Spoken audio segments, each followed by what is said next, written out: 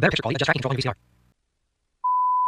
VCR. Out where the desert meets midnight, critters get a little strange. Lizards pick a tune by the fire. Dinosaurs keep the night watch. And inside this old manor, stories come alive. Shalom, partners. Welcome to Rabbi Joe's Midnight Monster Manor.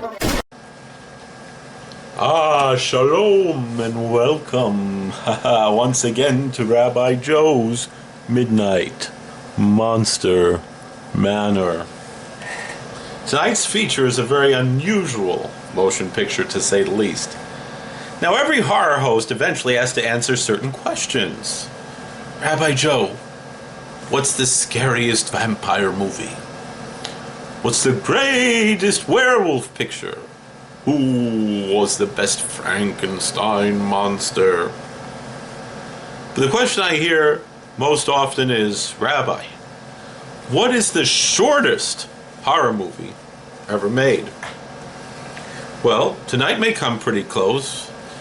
Our feature is The Terror of Tiny Town. A Western with an all little people cast where everyone rides Shetland ponies and somehow they still manage to have full-sized fist fights. Only Hollywood could think of that. You know, in the Talmud we're taught not to judge people by their appearance, Don't judge a book by its cover. That's a good lesson, because if you judge this movie by its appearances, you'll completely miss the fact that it's also gloriously weird. It's one of those films that makes you ask questions. Who looked at this script and said, needs more tiny horses? Who built a whole frontier town in perfect proportion? And who was the poor carpenter who kept stepping on it? And perhaps the greatest mystery, why does this movie even exist? I mean, I'm glad it does, because 80-some years later, we're still talking about it. Now, I should point out that despite the title, there aren't any actual monsters in The Terror of Tiny Town, unless you count the villain, or the screenwriter, or whoever decided that every saloon brawl needed 6 banjos playing at once. Well, speaking of tiny things, my producer says we need to keep tonight's introduction short. Apparently our budget has been downsized. Although, to be fair, our budget has always been microscopic. Which reminds me, every classic television program has sponsors. Without sponsors, there'd be no horror hosts, no monster movies, and no late night television asking questions no sane person ever asked. So, and now, a word from our sponsor. Roll it, Igor.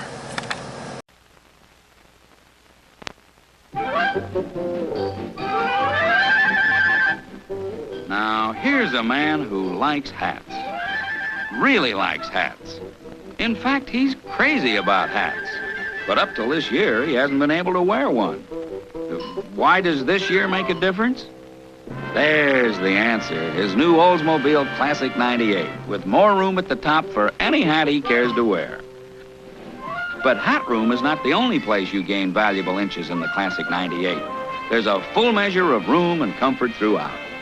You ride tall in the saddle on higher sit-up seats with thicker foam padding all the way across. And to add to your pleasure underway, there's a new skyrocket engine and new hydromatic drive with accelerator action to put new zing in your driving. And thanks to Oldsmobile's exclusive new twin triangle stability, you enjoy the smoothest, steadiest ride ever. A ride cushioned in rubber at more than 90 points. Oldsmobile's Classic 98 is available in 5 models for 1961. Distinctive, distinguished, decidedly new. Your Oldsmobile dealer will be happy to serve you. With or without a hat. See him soon. You know, people often ask me, Rabbi Joe, how do you decide what movies to show? Well, it's a long process. First, we make a list. Then we cross off the ones that we can't afford. Then we cross off the ones that aren't in the public domain. And then we cross off the ones our lawyers start laughing at. And eventually,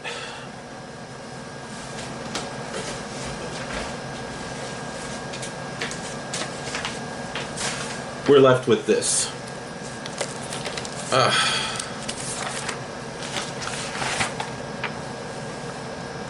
The Terror of Tiny Town. I figured before showing it, I'd better see what other people thought.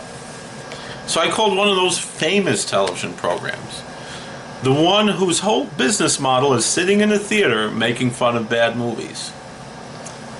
I called one fellow who you might know who has the name of one of the minor prophets, another who has the name of an archangel, another who also has the name of a minor prophet, starts with the same letter, 2 letters as the first one. Kind of odd. Well, I asked, so what do you all think of the Terror of Tiny Town? There was long silence.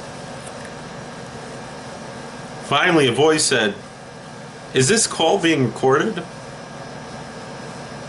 I said, "Yes." Another long silence. And then they whispered, "We have no official comment." I said, "Really?" They said, "Our attorneys have advised us that any jokes we make about this movie might accidentally improve it." I said, "So you never did it?" Another pause. And then they said, "We can neither confirm nor deny the existence of a 3-page office memo that simply says, 'Absolutely not.'" I thanked them for their time. It was an honor to speak to them in that Cowtown puppet show with the robots. And so I thanked them for their time, and I called another horror host. And he answered, and I said, "What do you think of the Terror of Tiny Town?" He answered, "The Terror of Tiny Town?" I said, "Yes." He said, "I'm sorry, you've reached the wrong number." I said, "But I haven't even told you who I am." He replied, "I know exactly who you are. Goodbye." So that's how I knew we had found tonight's feature. Around here, if everyone else politely backs away, we consider that a recommendation. And now, another word from our sponsor. Well, hop along, I'll be back in a minute. Meantime, I got a little singing I want you to hear. It goes something like this. When it's daybreak in the bunkhouse and the sun is on its way, oh, I know what you cowhands like for starting out the day. A bowl of Post Toasties, Post Toasties, there's a difference in cornflakes, yes sirree. Oh, you pull on your boots and you strap on your gun. When the cook says, "Come and get it," get along on the run. Get to those Post Toasties, Post Toasties, there's a difference in cornflakes, yes sirree. It's that Post Toasting makes the difference. Post Toasting, extra tender, good and flaky, yippee-yi. Yippee-yi. And that triple wrap, keep fresh package. Post Toasting keeps them fresher than the sun at break of day. Once you've rounded up that freshness, crispness, all that flavor too, then you're set for riding, roping, wrangling all the whole day through. So don't say cornflakes, say Post Toasties, there's a difference in cornflakes, yes sirree. Make Post Toasties your brand and you'll see. Eat Post Toasties, partner. It's one of the famous family of Post cereals. Now back to Hop-Along Cassidy. Well, before tonight's feature, a little something to warm up the vocal cords, and I mean that literally. Before we get to those tiny terrors, we're kicking off with a 1935 short called Way Up Thar, courtesy of Mack Sennett, and featuring the sons of the pioneers, doing what singing cowboys do best. Singing on a horse at a normal, appropriate scale for the animal in question. And keep an eye out. One of those band members is a very young Roy Rogers, billed under his real name, Leonard Sly, years before anyone called him the King of the Cowboys. So tonight, you'll get the future King of the Cowboys at full size, and then in about 20 minutes, an entire kingdom of cowboys who are considerably less than full size. If you really want to drink that in, notice the proportions. Notice how the human being sits comfortably atop the horse, feet nowhere near the ground. What'd you say, Igor? Nice for some. We're not going to have that luxury for very much longer tonight, Igor. You know that? You already threaded the second reel? Oh, you read ahead. Of course you did. Well, enjoy the short, then buckle up, or rather buckle down, for the terror of Tiny Town. But first, Way Up Thar from 1935.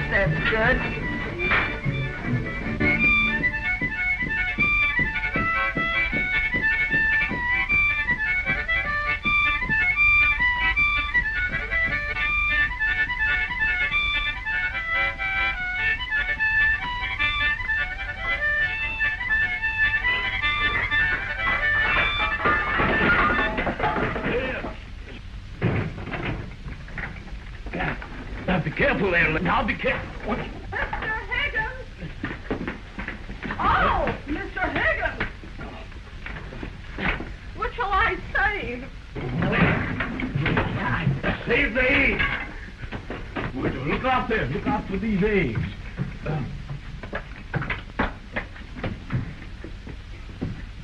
Here. Come on. Come on. You ought to be ashamed. What you trying to do? Break up the stove stand in them pigs' feet? Yeah. Howdy, Higgins, howdy. Oh, hello, Sophie. How are you, Mr. Graham? The rheumatism been bothering me kind of bad lately. Mr. Higgins, I want 10 cents worth of peppermint drops. Peppermint drops? Letty! Confound that girl. Where's Jim? Oh, he's up at the Kurtz. So he's up there at that Jenny Kurtz. Now, don't get jealous, Sophie. I just sent him up there to collect the bill. Yeah, that reminds me. How about that bill that you owe me, Higgins? Why, I took that... Oh, right. Oh. Here's that open. Here's your peppermint drops. Well, I aims to pay just as soon as my customers pays me. Who's owing you? Well, for instance, them Kirks. That Jenny Kirk makes me sick. Papa, they'll never pay. Ain't they moon shining no more? Oh, Ma Kirk's got a crazy idea about selling music on the radio. Let me see. Now, don't tell me that you want 10 cents worth of peppermint drops, too. No, I want 5 cents for the peppermint drop. Papa, I won't stand for the way Jimmy Higgins is treating me. Sophie, now. Remember, Sophie, my heart's set on you and Jim getting hitched up. Well, I tell you, I won't stand for it. I won't.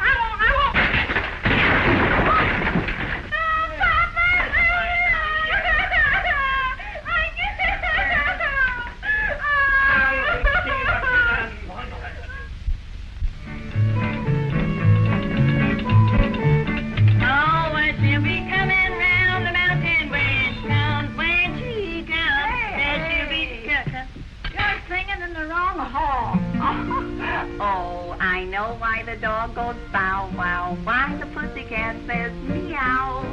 Someone's got me hazy and driving me crazy. Always why does the goldfish go?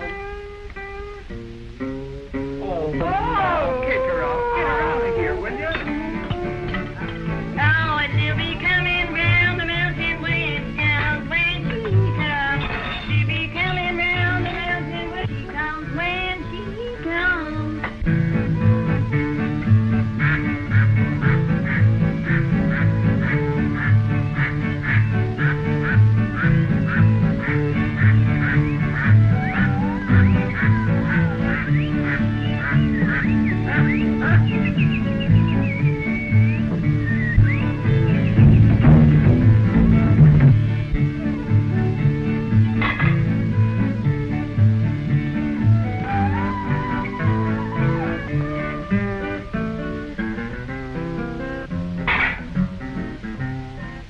Oh, I live in the house with her, and I'm falling in love with her. From all the girls I had to pick, I single out this little trick, and I live in the house with her. Oh, I live in the house with her, and my love she cannot deny. For I see her every morning, and I see her every night, and I live in the house with her. Oh, we have our little walks, and we have our little talks. We go to a movie now and then. Oh, we laugh and sing, do lots of little things, and wind up by going home again. Oh, I live in the house with her, and a smile brings me happiness.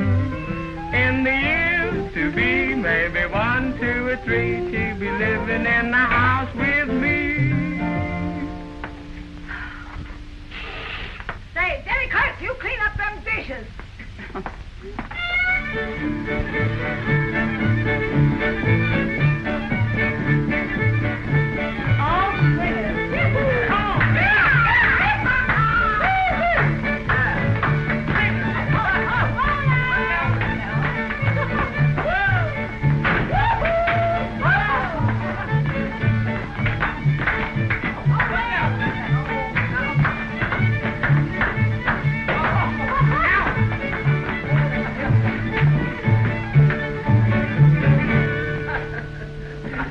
Listen here, Molly Kirk. You've been putting funny notions into my boy's head. What do you mean? He's a storekeeper, and I don't want him hanging around your kind of music. Oh, you're none of your business. And you get on back to the store and tend to your work. This is all right, Jenny. You can come back anytime you want to. Thank you, ma'am. So long, Jenny. Bye, Jenny. I come up here to collect that money for that last batch of corn. Don't get excited.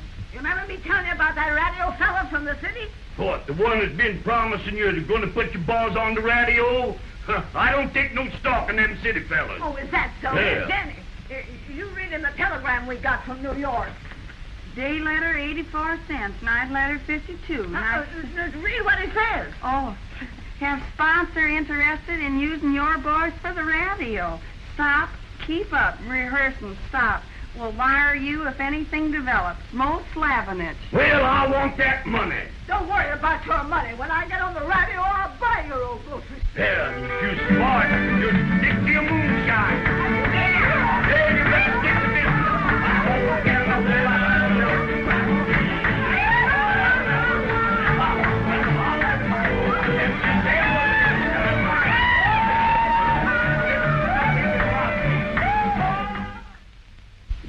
with me. You keep away from that Jenny Kirkner family wasting the time on that fool music. And pay more attention to Sophie Graham. But, Pa, I told you. Yes, and I'm telling you. Hello, everybody. Oh, Mr. Higgins. Hello, Jim. Hello. Ain't you glad to see me? Why, of course he is. Just talking about you, weren't you, Jim? Yeah. Ooh, what a beautiful wristwatch. Yeah, make a nice engagement present, wouldn't it? I'll say it would. Well, what are you standing there gapping for? Why don't you take Sophie in the back room and show her those 2 new hats we got from the mail order house this morning? What new hat? What new hat? Why, you know, the 2 hats that we got this morning. In Go ahead. there? Yeah, right in the back room. Come on, here. What's the matter with you? Deliver these 2 packages while I told you. All right, Mr. Higgins. Well, now hurry up.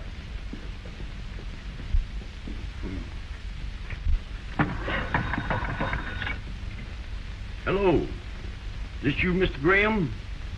Of course, I shouldn't be telling, but Jim just sent a nice little engagement present over to your Sophie. Oh, goody. Well, now that's mighty fine, Sam. Yeah, a 14-karat gold wristwatch. Jim don't know I'm telling, but I thought you'd like to get in on the secret. But, Paul. And, of course, Jim liking your daughter the way he does, I know it's going to make a good match. Goodbye. Paul, I ain't sent Sophie no wristwatch. Well, I know it. I sent it for you. But you can't control love. You'd be surprised how I can control it. Don't be handling it. You're liable to break it. Yeah, Ma's right. Jim must have saved up a long time to buy this for me. Read the note again, Benny. All right. This is, please consider ourselves engaged, Jim. X, X, X, X. Them's kisses. That's the news. Yeah, wait till that Sophie Graham hears about this.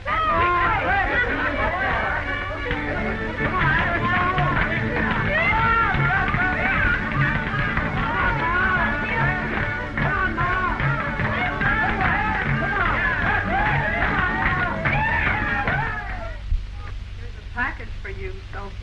Thanks, buddy. This must be the gold watch.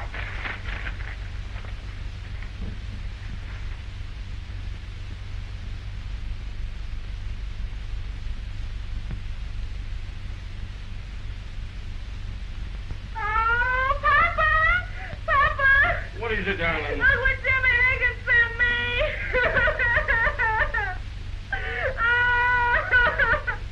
So, this is the 14-karat gold watch, huh? I'll throw it into the road. He'll pay for this. Come, darling. We'll show 'em. I'm gonna get married to Sophie, I guess. It's the note at the bank that got me into this mess. I'm going down to see Jenny, drink my fill. She's just a moonshiner's daughter, but I love her still. Come on back here. I want to talk to you. All right, what's on your mind, Jim? Never mind what's on my mind. Come on. What is it? Huh? Well, I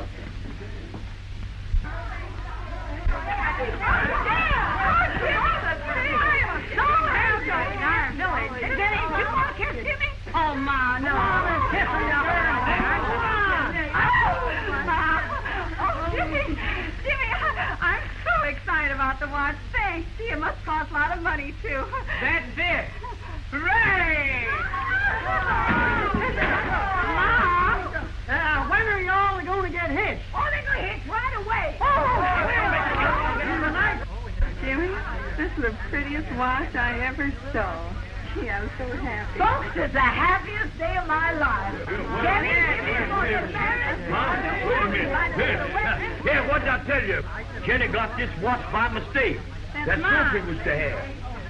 Look, Papa, I've got it. Yeah, I never so nearly had it. Oh. Yeah. What do you mean, taking that watch? Oh, you mind your own business. That's the way. Come on. That's it, Mom. Wait, Mom. Wait. Oh, come on, Mom. Don't.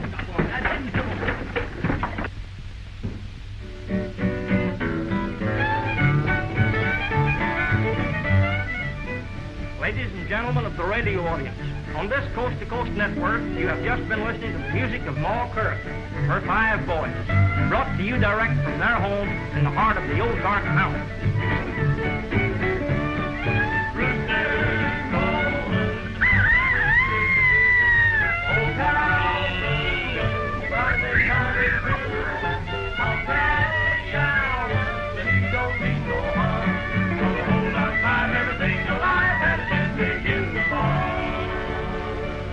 If it ain't too late, I'll marry Sophie Graham if it'll help you any. No, sir, you boy, I'd let you marry that gal that's starved to death. Yeah, what do you got here now that's personal and belongs to you? I'm standing right in them. And Jenny Kurt thinks she can sing. Yeah. Makes me. They always ask me how I came to stutter. They got me. I was so dizzy when I drank my milk that changed the butter. And the butter would just stick right in my throat. And when I'd cry, I'd go, nah, 'cause the milk came from a goat.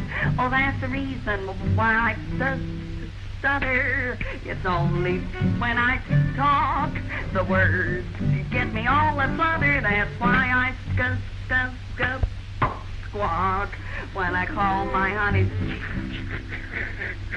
Sweetheart sounds like father eating soup. And when he asked me to marry him, I just say, oh, poop-a-doo. Oh, one day he took me shopping.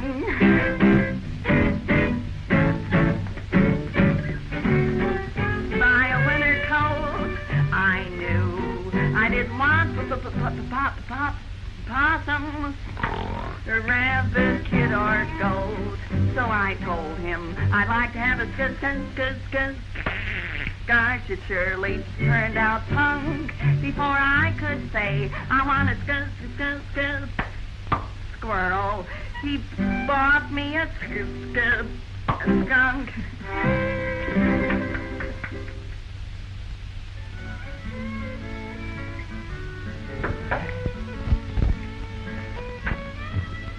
Good.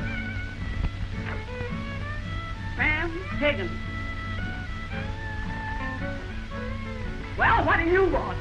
Excuse me, Molly, but maybe I was a little rash that day I took that watch away from Jenny. So you come to apologize, huh? I told you that someday you'd decide to let your Jimmy marry my Jenny. Yes, but,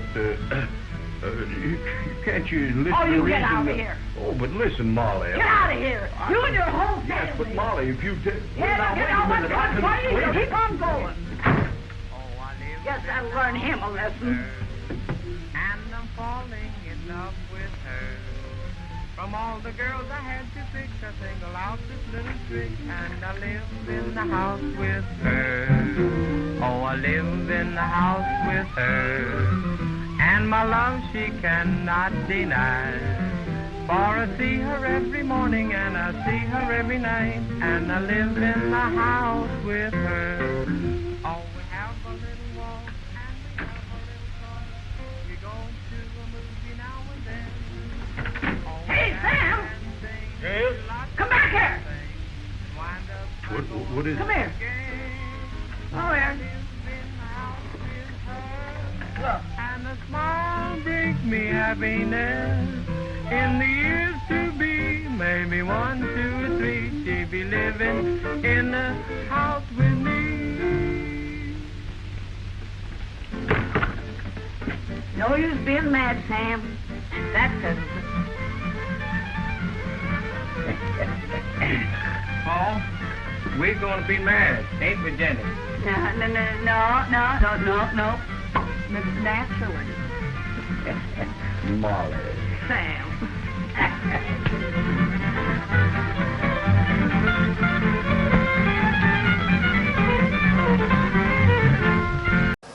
Good evening, and welcome back to the Manor. Tonight's feature comes with a warning label, and for once, it's not from me.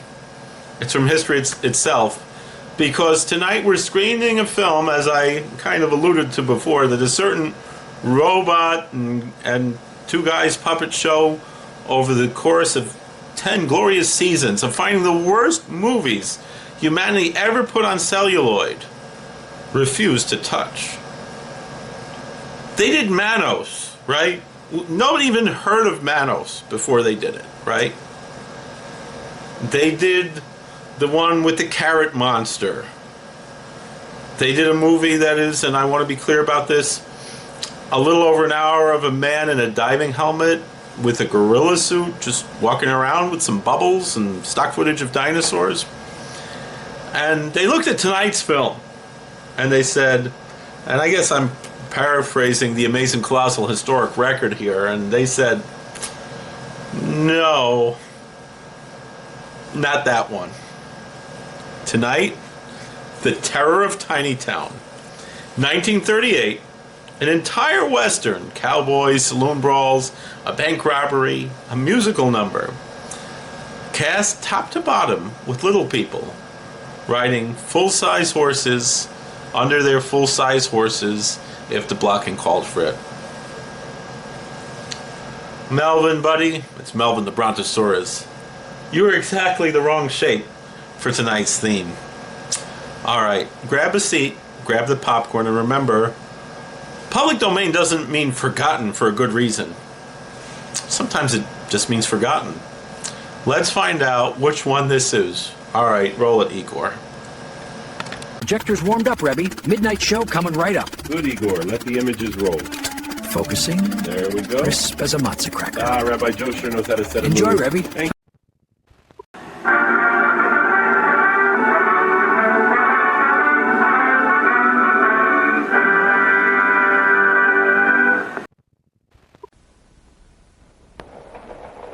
Ladies and gentlemen and children of all ages, we're going to present for your approval a novelty picture with an all-midget cast, the first of its kind ever to be produced. I'm told that it has everything. That is, everything that a Western should have. It's a soul-stirring drama, a searing saga of the sagebrush, and it's called The Terror of Tiny Town. But I must caution you not to take it too seriously. This picture begins... Hey, mister, come down here. I want to talk to you.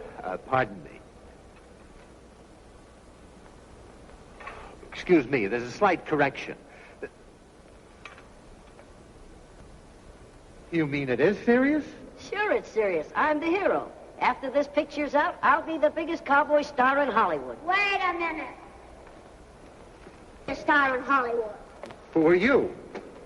Well, who are you? I'm the villain. Who did that? The applause is okay. But who laughed? I'm the toughest hombre that ever threw lead. And I ain't afraid of the biggest one of you. I'm the terror of Tiny Town.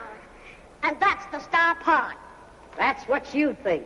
Yeah, that's just what I think. Wait a minute, man, wait a minute. We'll see. Let's go through the picture. That's a swell idea. Let's go through with the picture.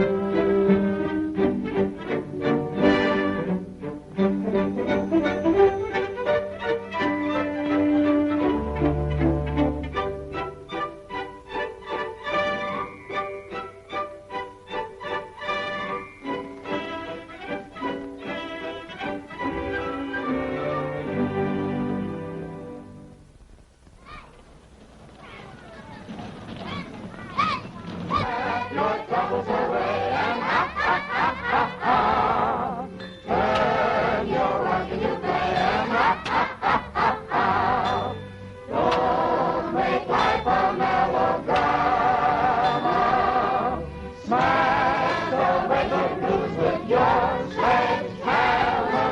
Start each day with a smile. Ha, ha, ha, ha, ha. Make each hour worthwhile. Ha, ha, ha, ha, ha.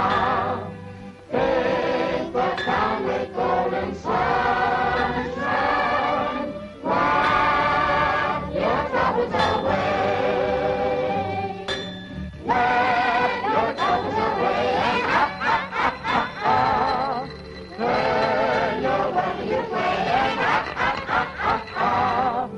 Don't make life a melodrama. Smash away the blues with your sledgehammer. Start each day with a smile. Ha, ha, ha, ha, ha. Make each hour worthwhile. Ha, ha, ha, ha, ha. Paint the town with golden sunshine. Wipe your troubles away. Say, Buck, that was swell. How about another song? Buck, you've got all that chirping out of your system. Maybe you could get back to the ranch. Sure, Dad. I'm riding back right away. I want you to go up to North Fork Range, see what's wrong up there. What do you think's wrong? I don't know. I was up through there the other day, and there ain't hardly a calf on the range. And I don't think cows have quit having families. Maybe mountain lion's been getting them? I didn't see any lion tracks. Well, I'll scout around and see what I can find out.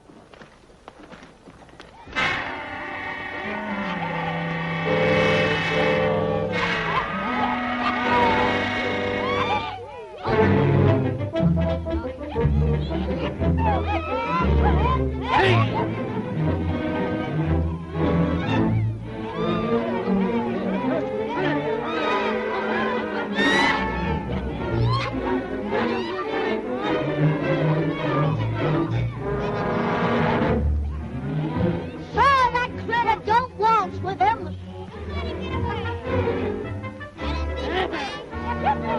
I got him. Bring him in.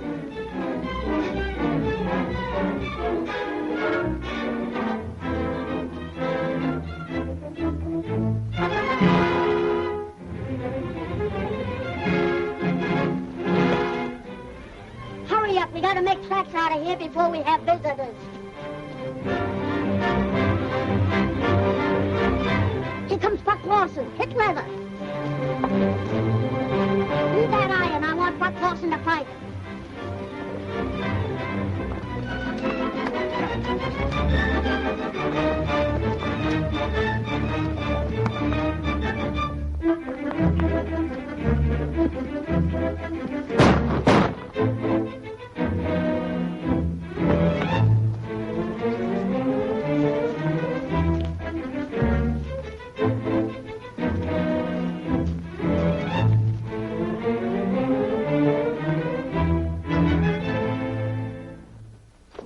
Dad, it ain't mountain lions that's been getting away with our calves. I jumped a bunch of rustlers at work. Rustlers?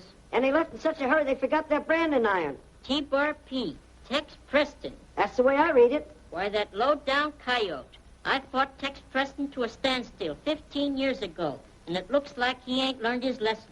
That Brandon iron fixed things with the Lawson outfit. Now we'll throw a scare at Tex Preston.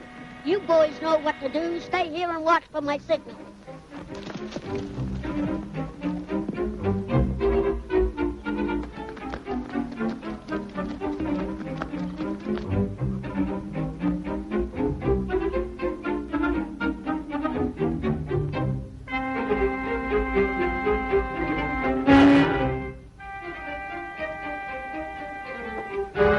Howdy, Bat. Hello, Tex. How's everything? Things are not so good. Seems like I'm losing stock lately. When I was riding over this way, I found a cow of yours laying in the brush. She'd been shot. What? Someone killing my stock? It looks that way. There was a calf hanging around. Looked like he was related to her. But he carried Pop Lawson's brand. Well, a low-down coyote. Killing my cows so he can steal my calves. Why, I fought Pop Lawson to a standstill 15 years ago. You'd think he'd know better than the monkey with a buzzsaw.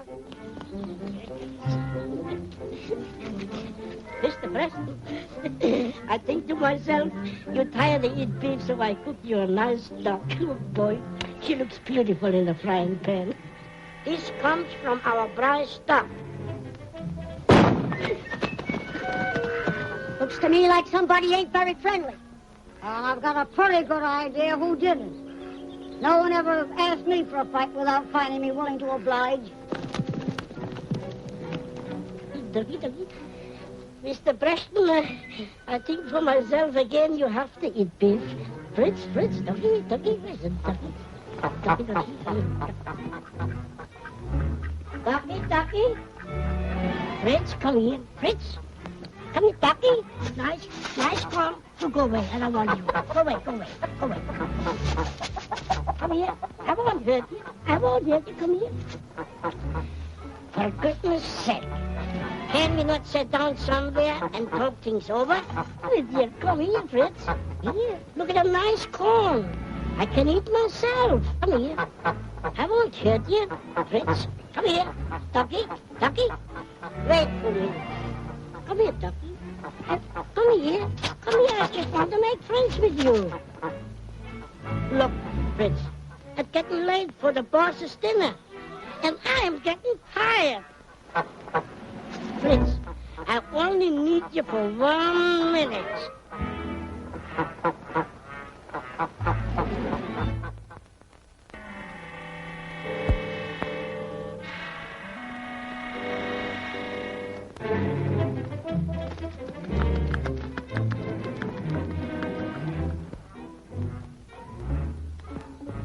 Fritzy, come out. I got something for you. I got something nice for you.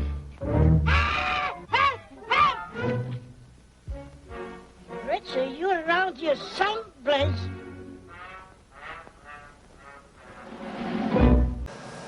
So we've had the saloon brawl. We've had, and I want to stress that this happened, a bank robbery conducted entirely on foot because getting back on the horse takes 11 minutes, and nobody had that kind of time. The whole movie's only a little over an hour. Murray, that's a collector's item. Stop chewing on the poster, Murray the goat. Well, here's the thing about this movie that I think gets lost when people just make fun of it, which, fair, there's a lot to make fun of.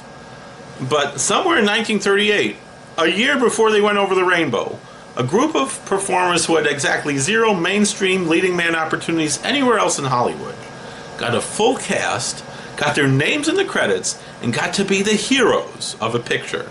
Not the sideshow like in Freaks, not the punchline in someone else's scene, not the holes that are in the middle of donuts, just singing about lollipop guilds. This movie is strange. The movie is structurally not good, but is also the only Western a lot of these actors ever got to headline. I mean, that doesn't mean I'm not gonna make fun of the horse business. I'm absolutely gonna make fun of the horse business. All right, back to the show. Murray, stop chewing on the poster.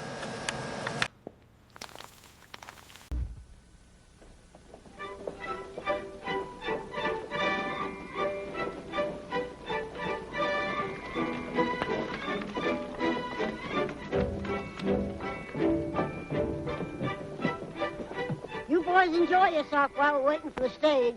As I was saying, I never thought that Mrs. Clancy could be so small. You're absolutely right. Well, goodbye. Goodbye. Good morning, Mr. Johnson. Good morning. Howdy, Tex. Hello, Sheriff. I'm warning you, Tex. Don't start no trouble in town. I won't hunt no trouble, and I won't run away from it either.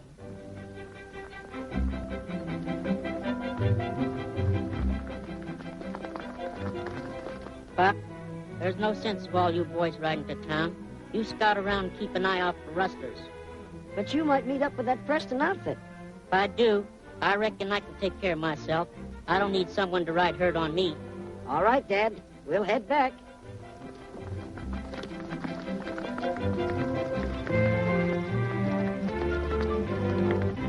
Now, don't forget what I told you. Come on, Arrow, let's get those supplies. Hello, Tex. What are you doing in town? My niece comes in on the stage today. Your niece, huh? Coming out for a visit? No, she's going to make a home with me. Her folks died, and I'm all the kin she's got. She's not coming to a very peaceful spot. Oh, it'll be peaceful, all right, when I do some exterminating that needs to be done around here. And you're just the man that can do it. Don't worry, we will do it. Come on.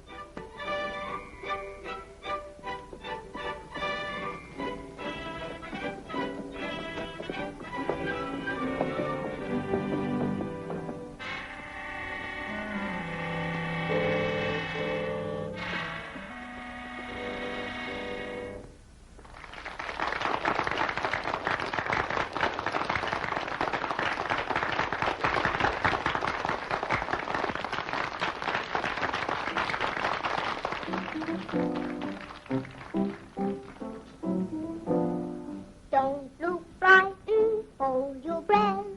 I've got something to tell you. You're excited, scared to death. You'll soon find out what it's about. Hey, look out, I'm gonna make love to you. Need something when you better look out. I want to talk to you. My happiness depends on that word called yes. Don't make me just wait and guess. You better What's on your mind? You keep your nose out of that fight between the Lawson and Preston outfits. Let nature take its course. It's my duty to keep peace. Your duty, if you're smart, is to do as I tell you. I'm grabbing myself a nice bunch of cattle from both sides, and each one blames the other. I'll finally land up owning both outfits. You better look out.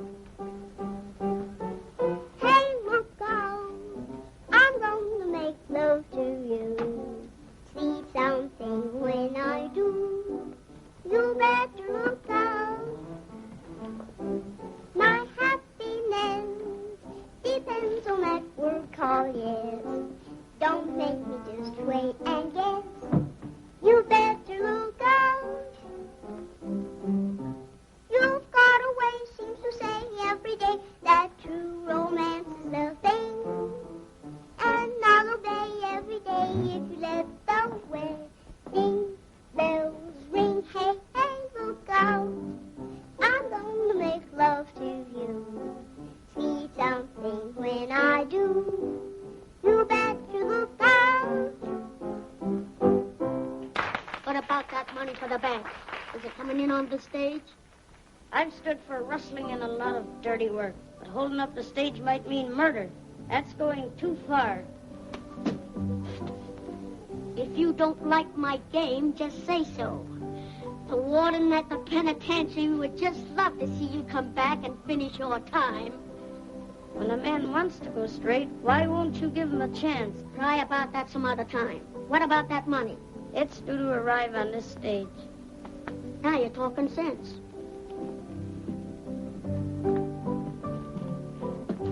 Beat it. Well, Beth, how's everything working out? Great, Nita. I'll sure keep my promise and load you down with diamonds. I can carry the weight. Bartender, my private bottle. Yes, sir. Coming up. Will you be in town for a while? No, I got a little job to do. The one I told you about? Yeah. I just got some information about it.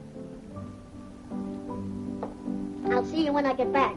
Be careful, will you? Don't worry about me. Come on.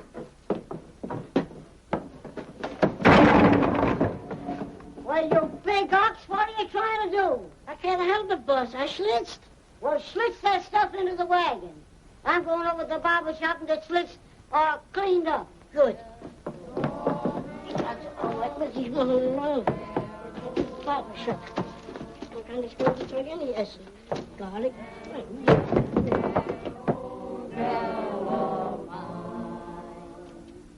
As sweet as my sweet eyes of 93, the scent of her fragrance returns to me.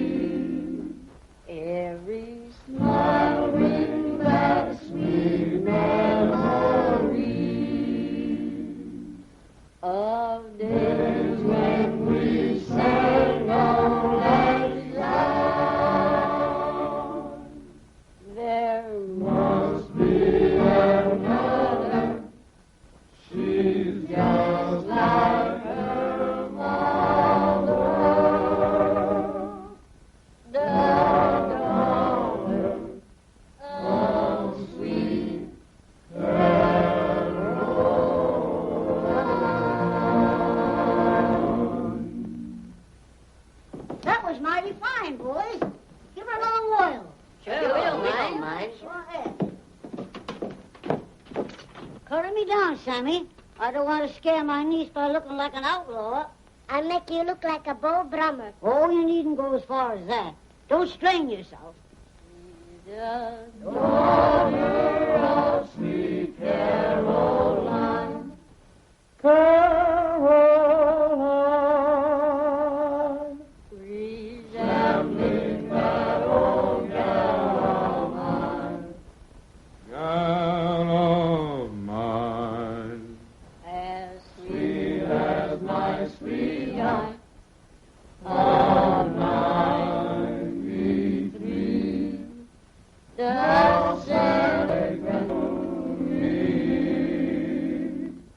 every smile brings back sweet memories, memories of days when we sang all night long. Monkey and mother, she's just like her mother. Pop Lawson and Preston are both in town.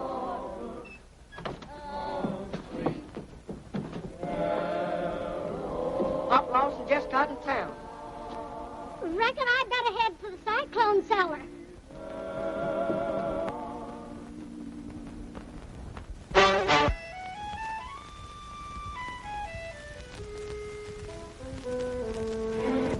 Has anybody in town got any cabs? They better watch them today.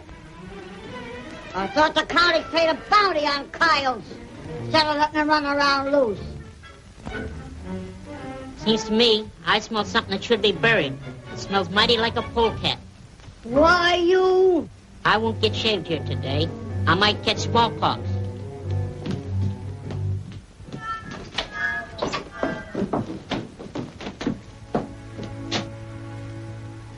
מגן אישי חרב גבו בבול שמחו זכחו נפש טבע מגן הוא בכל הפסם phone is ringing. I'll get it. Hello? Yes, speaking. Oh, hello. Yes, this is Rabbi Joe's Midnight Monster Manor. Uh-huh. Yes. Tonight. That's right. The terror of Tiny Town. Yeah, no tiny tunes, no little rabbits here, just some little people and horses. I'm sorry, who are you again? The NAPWWRBM? The National Association of People Who Watch Really Bad Movies. I didn't know there was such an organization, and I kind of take offense at saying that this is a bad movie. These aren't bad movies. As our friend Mr. Lobo says, they're not bad movies, they're just misunderstood. I didn't even know there was such an organization. Well, there isn't. You're just a few concerned citizens. I see. All right, well, thank you for calling. You heard we were showing the Terror of Tiny Town. Already? Well, word travels fast. No, it's not a typo. Yes, I'm sure. Uh-huh. You've seen it? Twice? Voluntarily? Oh, you're a stronger man than I am. What's that? Yeah, a certain television show, the one where the people sit in the theater making jokes through bad movies. Yes, I know the one. I know they never did this one. They looked at it, they held a meeting, and then another meeting. They brought in consultants. Legal got involved. Human resources. Really? HR? Out there in Eden Prairie? Well, after reviewing all the evidence, they quietly slid the film back across the table and said, perhaps someone else. I see. No, I'm not worried. Well, maybe a little. Well, maybe I'm not someone else. What? You're calling to ask if I've actually watched the whole movie? Oh, of course I have. I mean, well, most of it. I don't know. There may have been a brief nap. I don't know. I don't remember exactly where. I think I rented it from a video store in Liberty, New York in 1998. The musical number? Well, that narrows it down. You're wondering if our audience is prepared. No, probably not. But then whoever is. Yes, we'll have coffee. I don't much like it, but no, I can't promise it'll help. Well, thank you. That's very thoughtful. Shalom.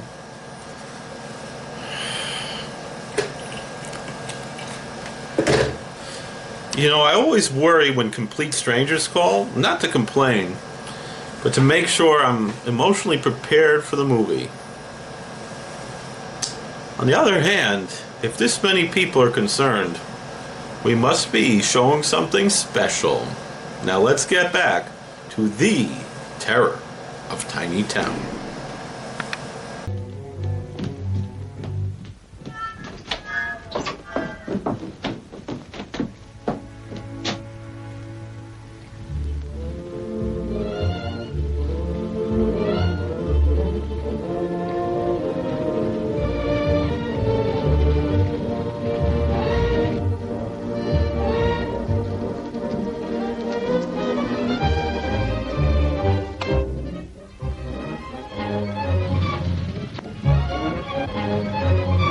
Here it comes.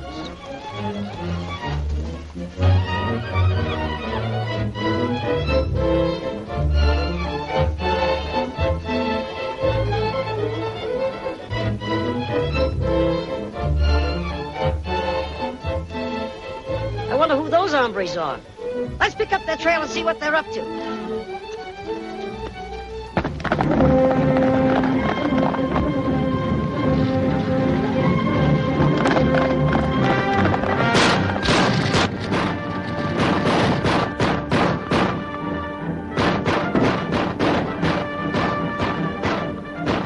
That sounds like trouble. Come on, men.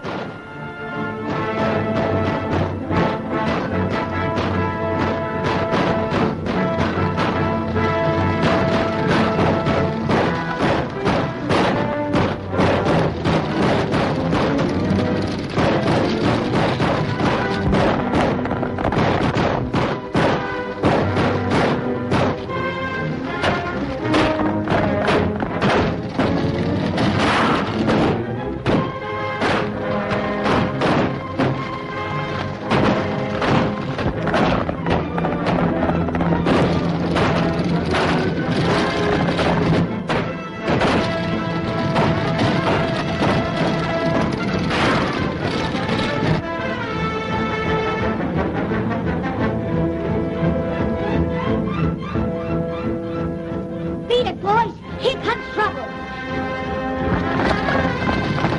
After 'em, men.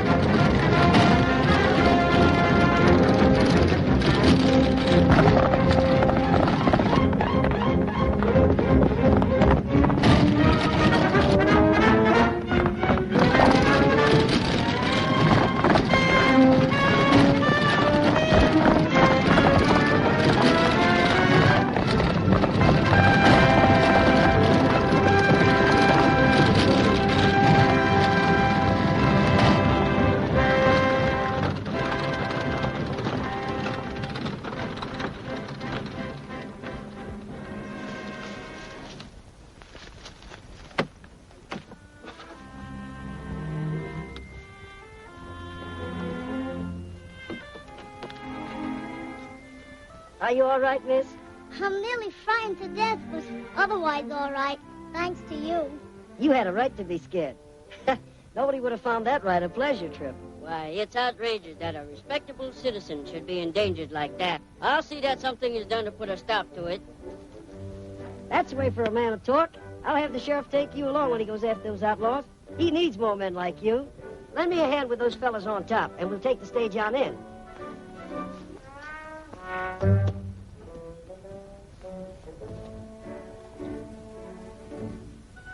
Someone will hang for this job.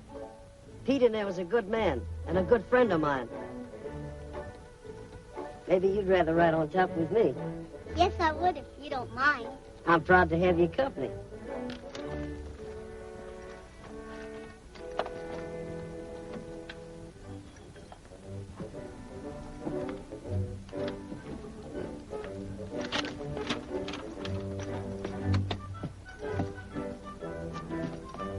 Hey, cowboy, climb aboard or we'll go and leave you.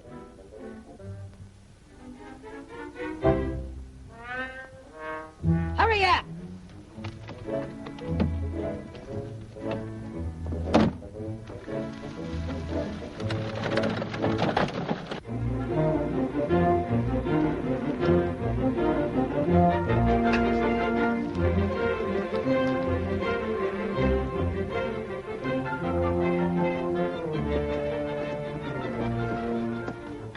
Mr. Rich Hall, McConnell Buck Lawson. Do we stand for that? What do you think? I think we should send Babyface after him. Sure, boss. I'll make smoked beef out of him. Shut up. Take it easy, Babyface. He'll get his. Only we'll do it the smart way. We'll have those two outfits killing each other. It's about time we run off another bunch of stock.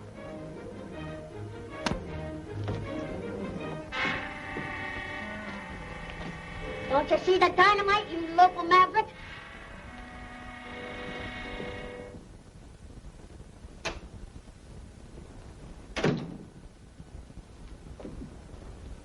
I hear the stage was held up today, Sheriff.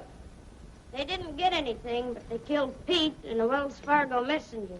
That's too bad. Sheriff, outlaws have been mighty busy around here of late, and I can't see where you've done much about it. You better not prod the sheriff, Buck. He might take an interest in all that gun smoke out your way. That ain't just according to law. Wait a minute, Buck. You're wrong, Bat. Any man's got a right to protect himself. What's the matter, Nancy? Forget something? Oh, no. I was just looking around. Oh, there ain't much to see in this town. We better get going. All right, Uncle Jim. But it seems like I should say something to the man that stopped the runaway. The least you have to say to him, why, the better. All right, boys, we'll get started.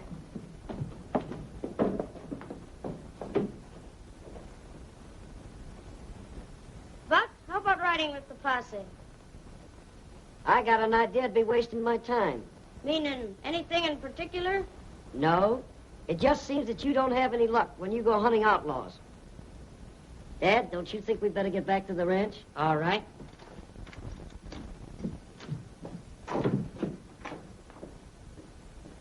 I don't admire that remark Buck Lawson made.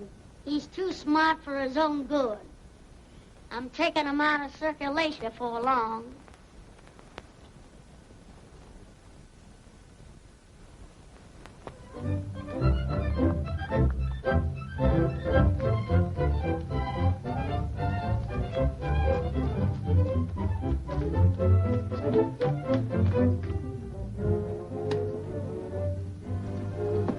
Boss, we ain't been able to round up enough prime beef to make it worthwhile sending a trail herd to the railroad. I bet I can thank Pop Lawson for that. And the sheriff must be on his side. Why, I'm being rustle poor and can get no help from the law. You better do something about it pretty pronto. I'll do plenty. Put on more hands, but get men that can sling guns. I'll stop it. I'll ride into town and see what gunfighters I can locate. All right. Love your troubles and me. Oh, love your troubles away. Love your troubles away.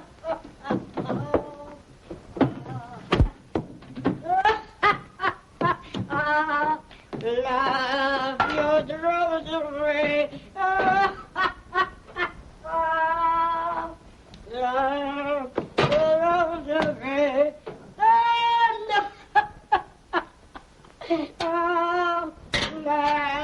your troubles away.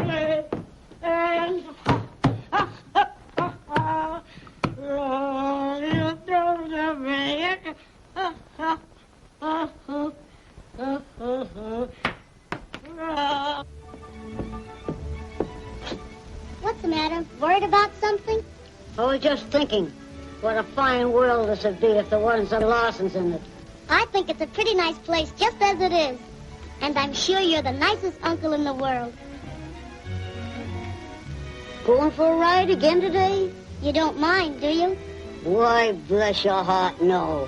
Go on and enjoy yourself.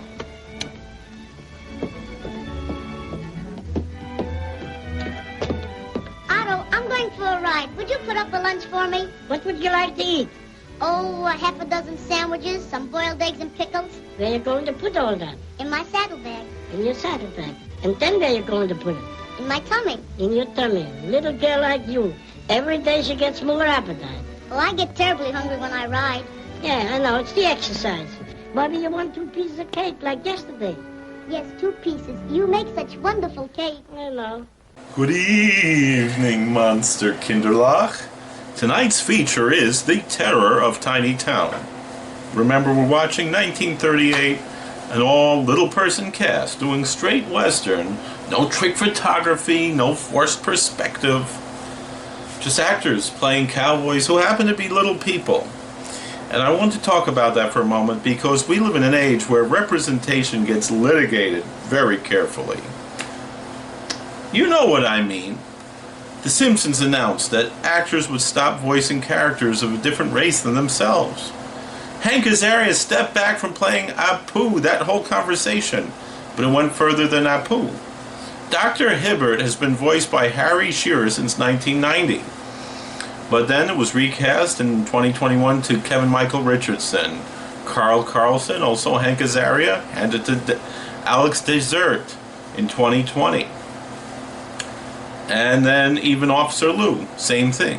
Hank Azaria switched to Alex Desert in season 32 on. 3 characters, same actors, giving it 2 of them in one wave.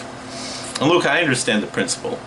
If a group has been historically shut out of playing themselves, and someone outside that group has been cashing the check instead, that's worth examining. So by that standard, The Terror of Tiny Town should be the gold standard, no? Little people playing little people on their own terms.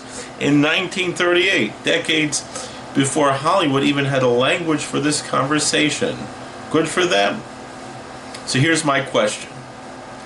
Where was the controversy over Dorf? Tim Conway. Not a little person, maybe shorter than average. Not Scandinavian.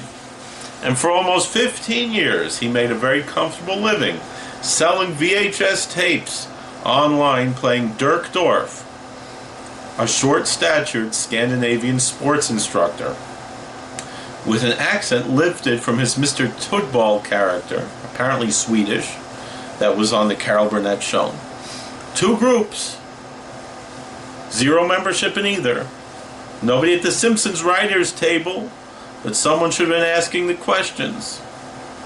And here's the part that would never fly today. His height wasn't makeup. It wasn't casting.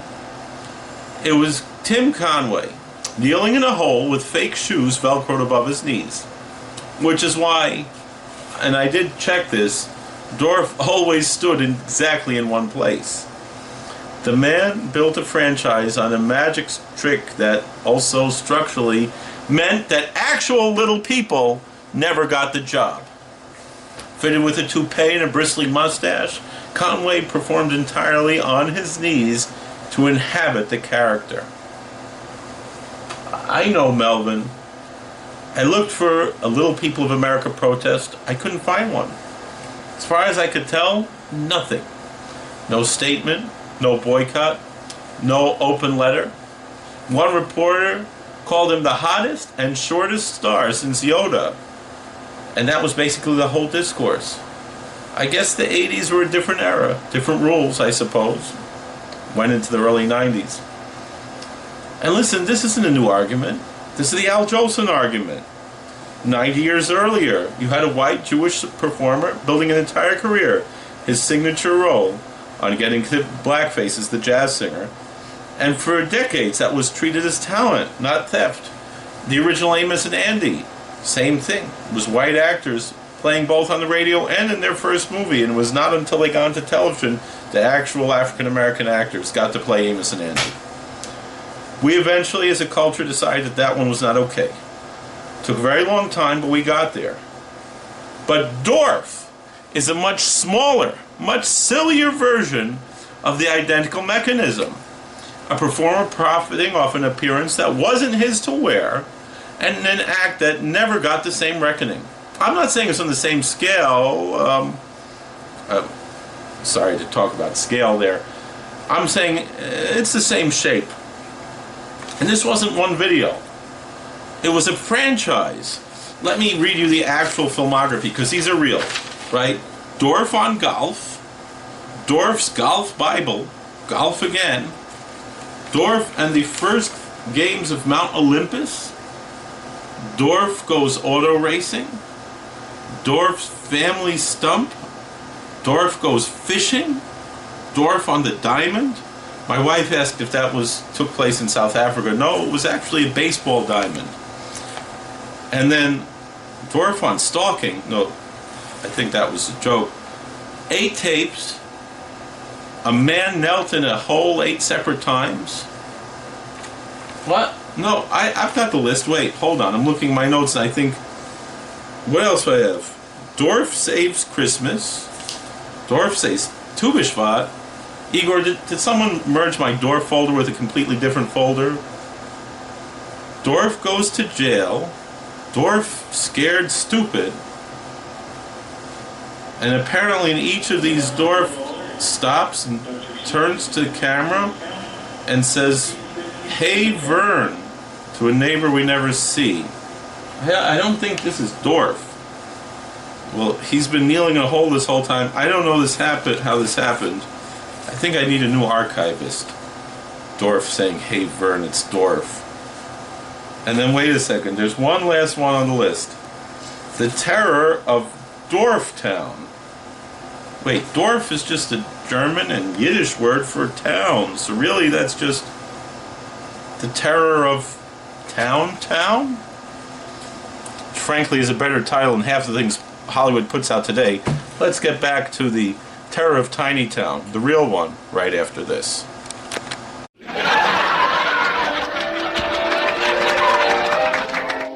He's tall, he's patient, he's got a tail that's already knocked over the tackle box twice. He's Melvin the Brontosaurus Goes Fishing.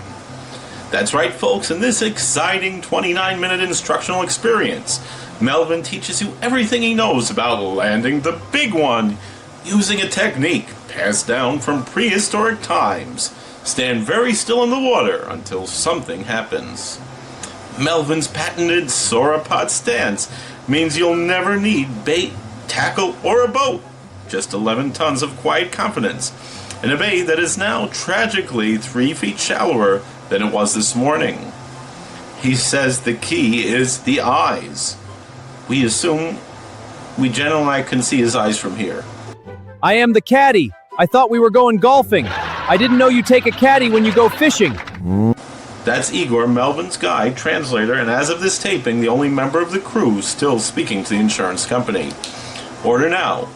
And we'll throw in Melvin's bonus segment. Melvin the Dinosaur Does Golf. A modest 15-minute safety briefing that the country has frankly insisted we include. Melvin the Brontosaurus Goes Fishing. Available now on VHS wherever tapes are sold or wherever the dock used to be. Any bites yet, Murray? Not yet, Melvin. Whoa, I got one. It's a big one. To order Melvin on fishing, call 1-800-90-FISH or send a check or money order of $19.95 plus $4 shipping and handling to Melvin on Fishing, P.O. Box 65 Million, Front Royal, Virginia, 22630.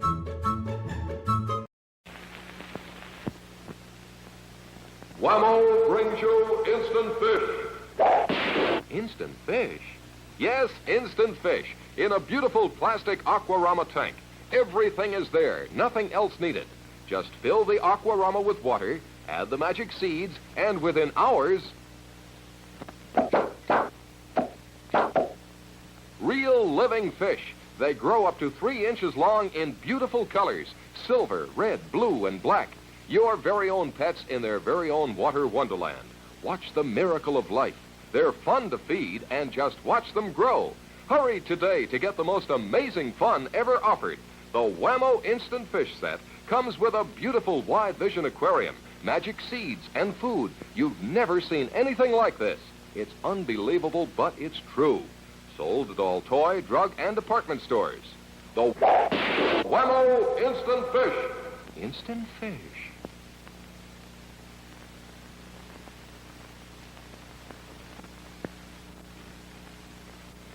In your tummy. Little girl like you.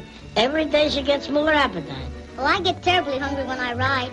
Yeah, I know. It's the exercise. Maybe you want 2 pieces of cake like yesterday. Yes, 2 pieces. You make such wonderful cake. I know.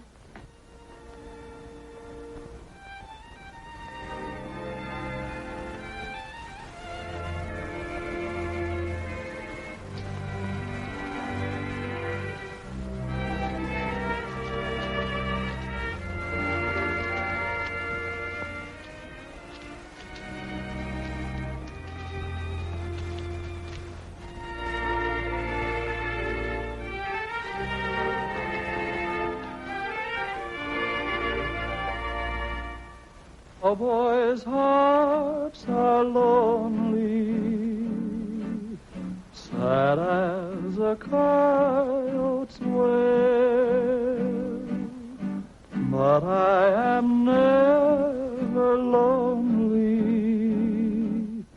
when you and I hit the trail, for I'll sing my song as we ride along down on the sunset trail with the stars to while we're side by side down on the sunset trail. The road is long and weary, but our hearts are strong and cheery, and I'll sing a while as we count each mile down on the sunset trail.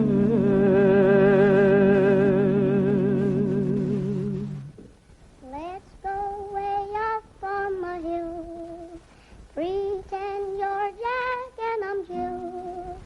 Instead of tumbling down into town, we'll go round talking of love.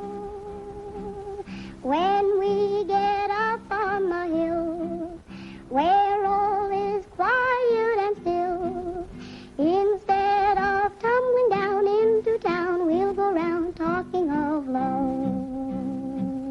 Bluebirds are singing on high while we're together. Dark clouds are all rolling by. We're in for sunny weather. And you'll be my Mr. Jack, and I'll be your Mrs. Jill. The crowd will congregate, celebrate the wedding of Jack and Jill.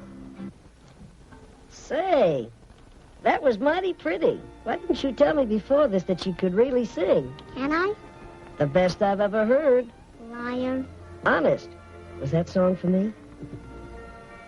Well, there's nobody else around. Did you really like it? Why, certainly. That is, all but the finish. The part about the wedding? Oh, I see. A woman hater. Don't you ever think of settling down? Not until I stop this feud between our families. I hope you can, Buck, soon. Oh, let's forget all this trouble and just go on with our picnic. Wait a minute, Buck. I'm trespassing on the Lawson range. Aren't you going to throw me off? Well, not until after we've had this lunch. Oh, is that the only reason why I'm welcome? Just because I feed you? I'm not saying it is, and I'm not saying it isn't. In other words, you don't believe in taking chances. Well, come on. I'll feed you anyway. A range war is like rolling a rock down the mountain. Easy to stop, but mighty hard to stop. But you don't hate me, and I don't hate you. Why can't we be allowed to live in peace? We have the right to be happy. We could have all that. If only we could make folks use common sense instead of gun smoke. Oh, I better get back to the ranch. I've tried to reason with Uncle Jim, but it only makes him angry. He just won't listen to me. We still can be friends, in spite of everything. Just friends? But there's a very serious matter I want to talk to you about, just as soon as I get this trouble ironed out. I'll be waiting. Welcome back to Rabbi Joe's Midnight Monster Manor. Tonight we're looking behind the scenes of one of the most unusual films ever made, The Terror of Tiny Town.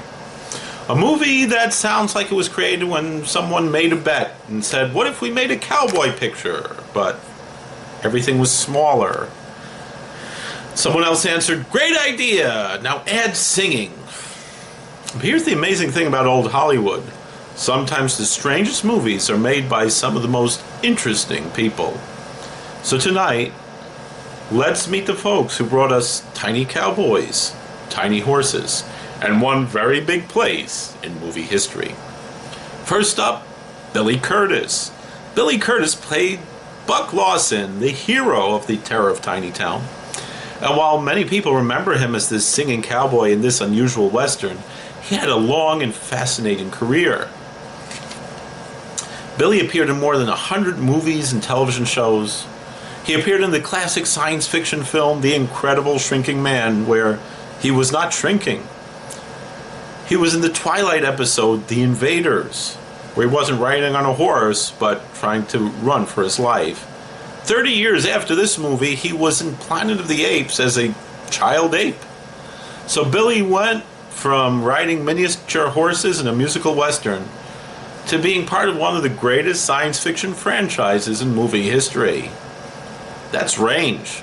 Most actors hope to play a cowboy. Most actors hope to play in a science fiction classic. Billy Curtis did both, and he did one of them with a very small saddle. Now let's talk about the villain, Billy Rhodes. Billy Rhodes played the bad guy in The Terror of Tiny Town. Like many characters in the Golden Age, he appeared in dozens of films and television productions. And he brought something very important to this movie. A proper Western villain. Because every great Western needs a hero, a villain, a showdown, and apparently a musical number where everyone stops fighting and starts singing, kind of like West Side Story or something weird like that. He was in Wizard of Oz, like many other people in this movie, but actually he starred in two of the most important Three Stooges shorts. In 1934, Men in Black, which has nothing to do with aliens, but everything to do with calling Dr. Fine Dr. Howard, Dr. Fine Dr. Howard. And he was again with the Three Stooges 2 years after this movie in You Nasty Spy, which was one of Moe's great achievements and something he was very proud of. Even the villain has standards. Now we come to the femme fatale in this movie, although one of the characters is portrayed as a vampire, but she's more of a vamp than a vampire. But we have Yvonne Moret as the leading lady of the film. She wasn't only known for The Terror of Tiny Town. She appeared in numerous films and television programs during Hollywood's golden age. But she will forever hold a unique place in movie history because she can honestly say, I starred in the only all little people musical Western comedy ever made. That's not something you put on your resume unless you want every interviewer to stop and ask, wait, come back to that part. That's nothing to sneeze at. So let's come to the producer, Saul Lesser. Now, he wasn't lesser, he was greater, right? I don't know. Because Saul Lesser was not just the man behind The Terror of Tiny Town. He was one of Hollywood's major producers. He produced Bela Lugosi in the serial called The Return of Chandu, but he became especially famous for producing and distributing Tarzan films. Yes, the same Tarzan swinging through the jungle was connected to the same Hollywood world that gave us tiny singing cowboys. Now, Sal produced many Tarzan adventures, both full features and serials. One of the most interesting one was Tarzan's Desert Mystery. And film historians have pointed out that Tarzan's Desert Mystery may be one of the earliest movies to reuse stock footage from the prehistoric adventure film 1 Million BC, just 3 years after that film came out. That's right, so before Hollywood perfected the art of recycling stock footage, Saul Lesser was already saying, why film a dinosaur again when we already have one in the vault? And I don't even know why you need dinosaurs in the Tarzan movie. I mean, I know Edgar Rice Burroughs had a lot of dinosaurs in his books, including Tarzan books, but still, Hollywood's first special effect was apparently having a good memory. And now let's talk about the man in the director's chair, Sam Newfield. He was one of the hardest working directors in Hollywood history. He directed hundreds of films across every possible genre: westerns, crime pictures, serials, science fiction, and of course, monster movies. In fact, Sam Newfield was already part of the history of Rabbi Joe's Midnight Monster Manor, because our very first episode featured his legendary monster film, The Flying Serpent, a movie about a mysterious creature terrorizing Mexico, which seems like the perfect way to begin our journey into the world of monsters. But The Flying Serpent was only one of Newfield's strange and fascinating films. His work also includes several cult classics that became famous among fans of misunderstood movie comedy.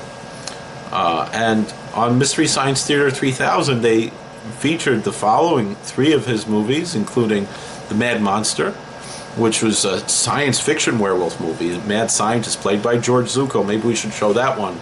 Transform a man into a werewolf, and I think that was Glenn Strange, wasn't it? Who played Frankenstein's monster in the last three of the Universal classic Frankenstein movies.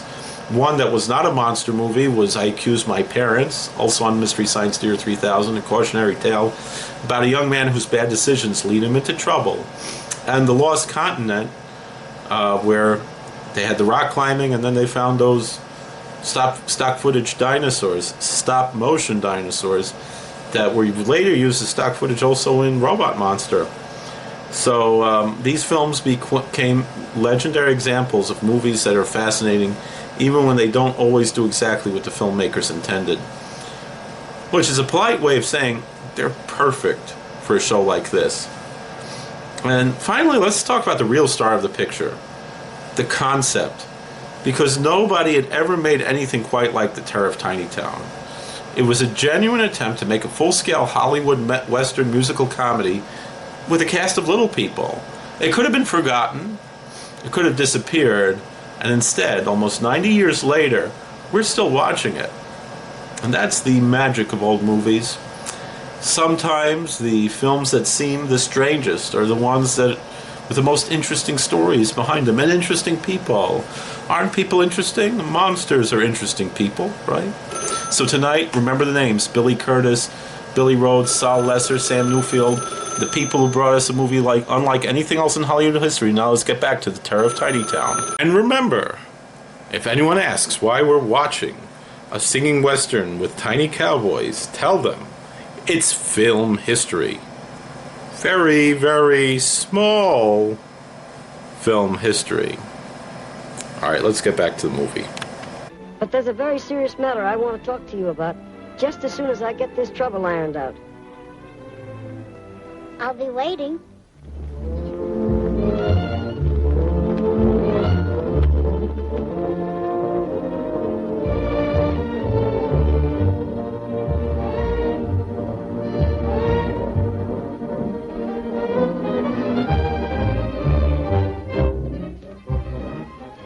Is this the way you ride the line?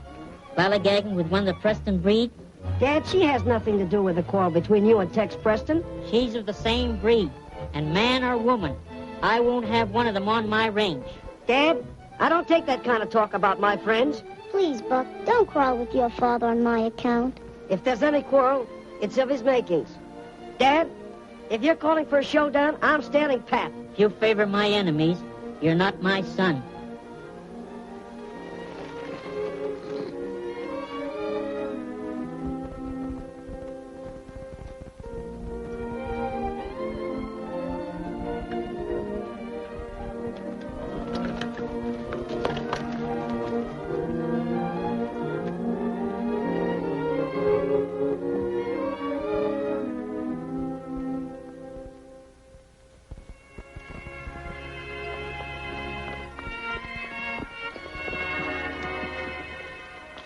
Go back, Buck, and make up with your father. I can't come between you. We'll work this out somehow. I'll make those two old war horses understand some common sense. If you don't mind, I'll ride a ways with you. All right.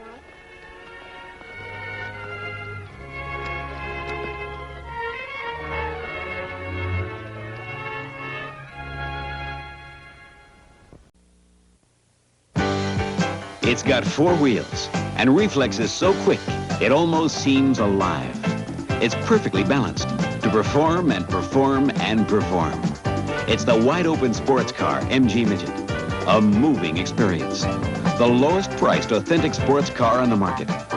MG Midget, strong, honest, fun, young.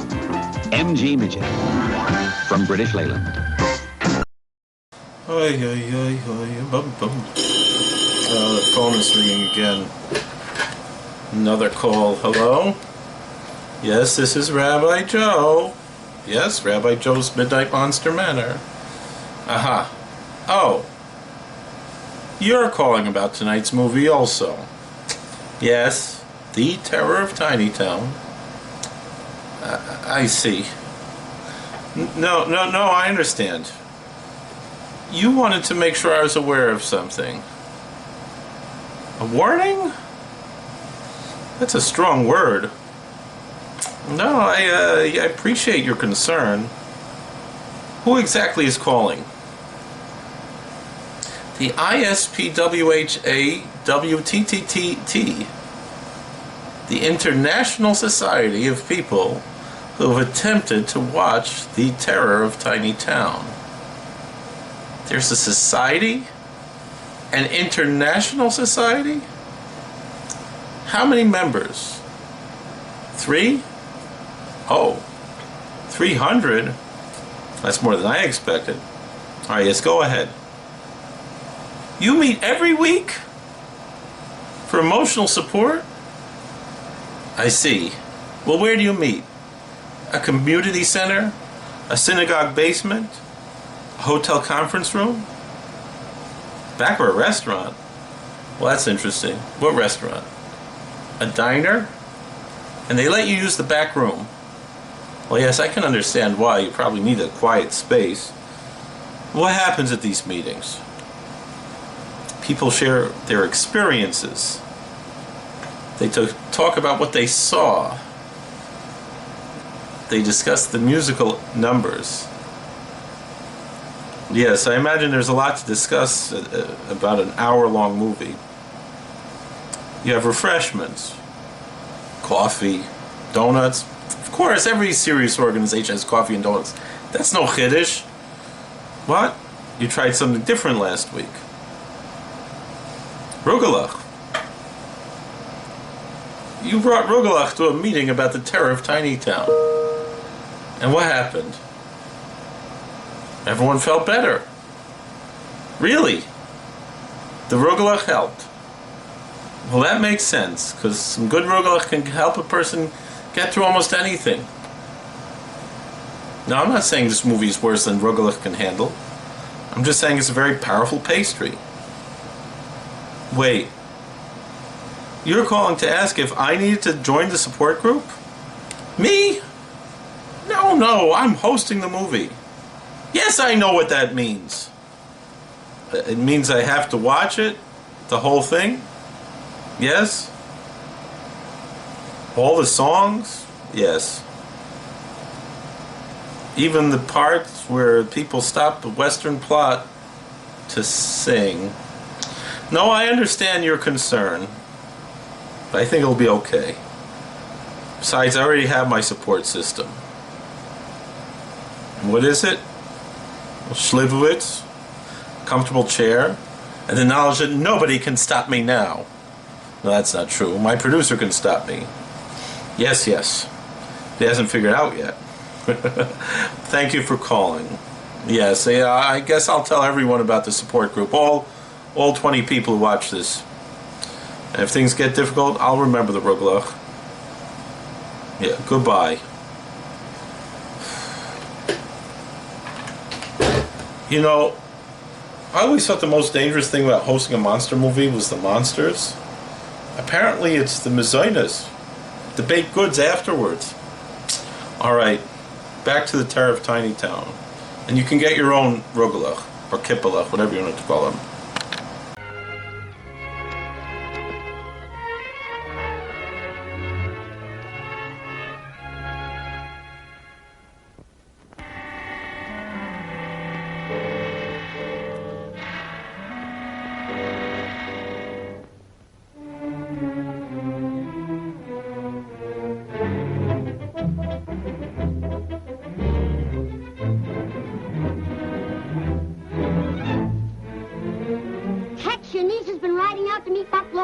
I think they're headed for town. What? I'll put a stop to that.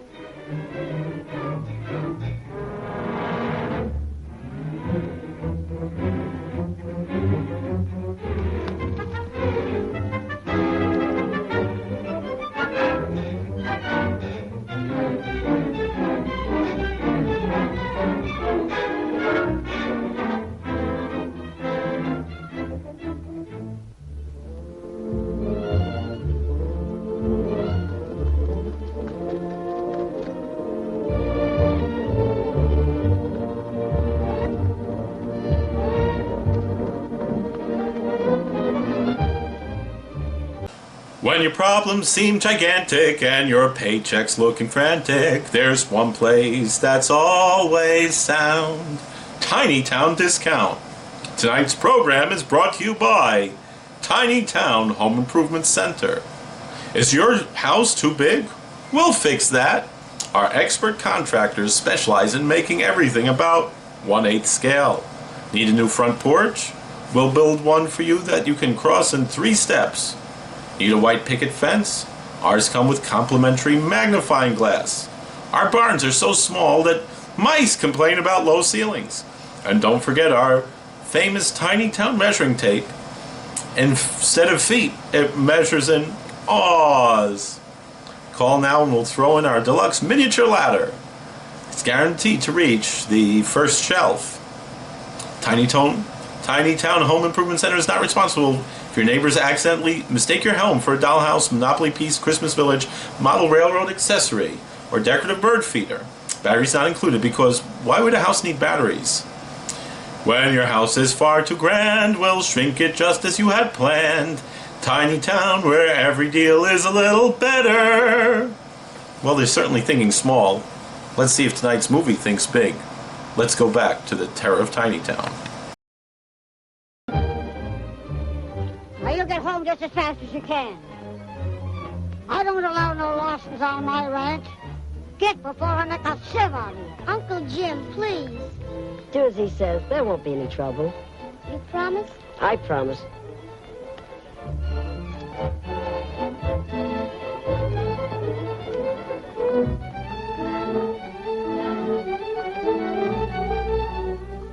Now you make tracks and make them promise. You're not afraid to shoot it out with me, are you? No, I'm not. I dare you to talk to me for 5 minutes. Why, I never took a dare in my life. Come on.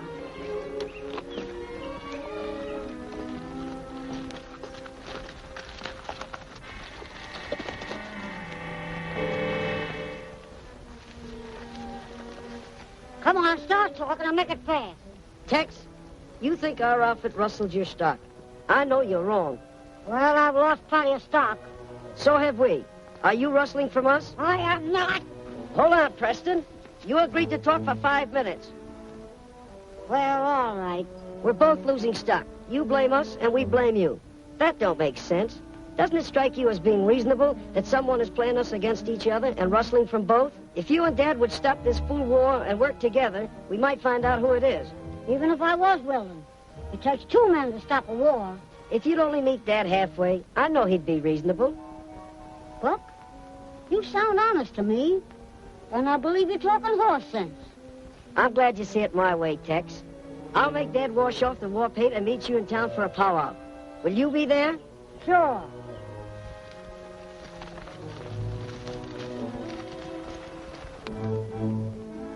So long, Tex. So long, Buck.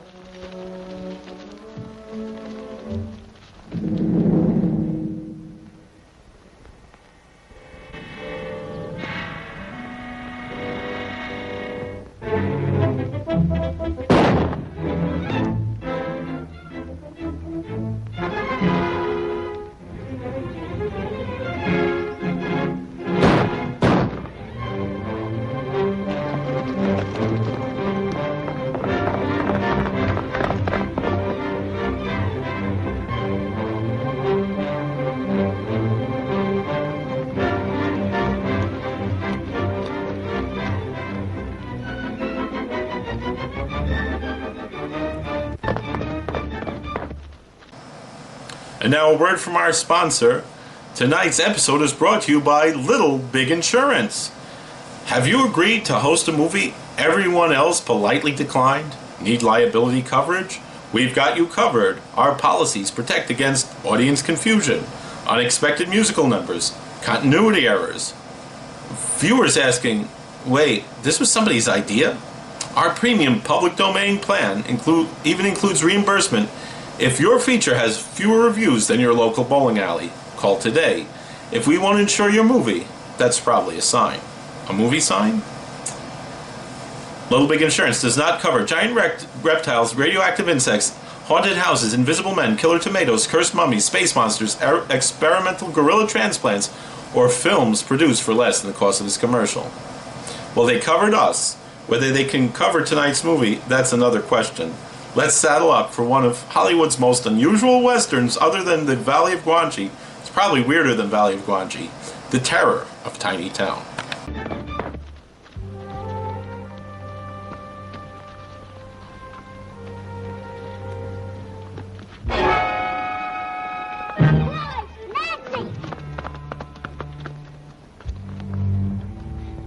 Buck Lawson just killed Tex Preston over on the South Pass. Shot him in the back. Hit leather, men, and shoot on sight.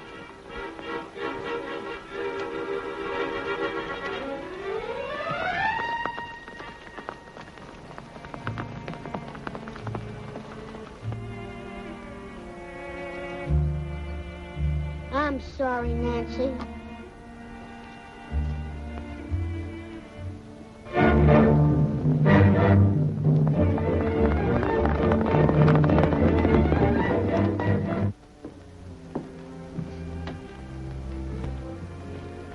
How could he do a thing like that? You can't tell what a man might do in the heat of anger. You can count on me to do all I can for you.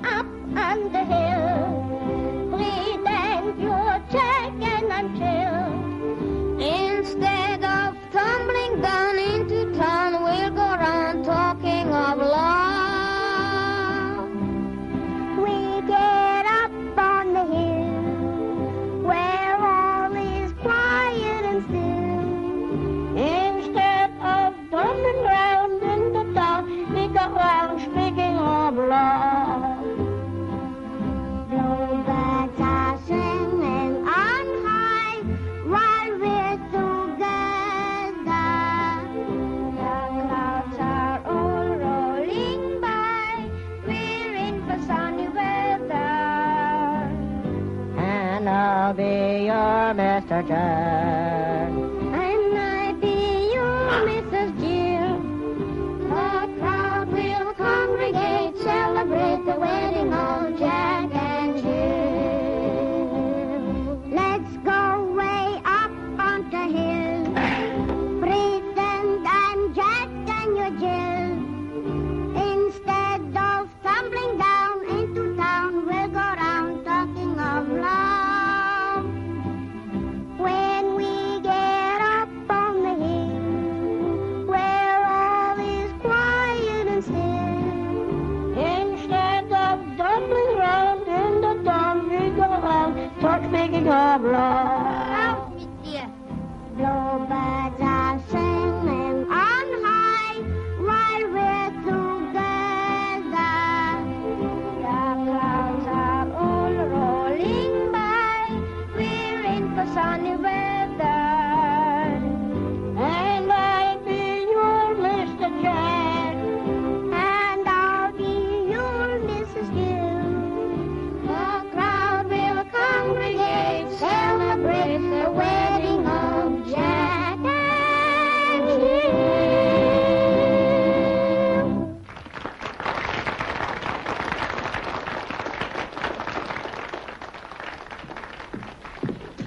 Hello, sweetie. I haven't seen you for so long. Don't bother me, I'm busy.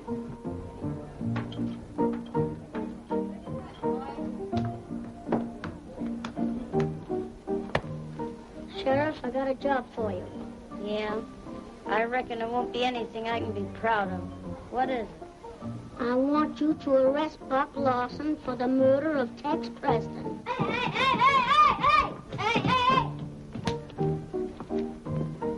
I hear you've been showing a lot of interest in that Preston girl. What I do is my own business. Oh, like that, eh? Yeah, just like that. That's where you're wrong. You owe me plenty. And don't get the idea you can kick me off like an old shoe. What do you do about it? Stick around. You'll find out.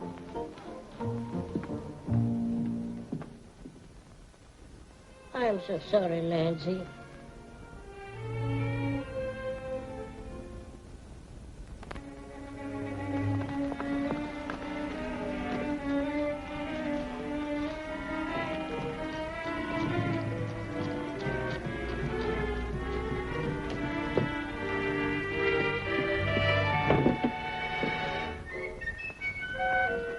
Stay where you are.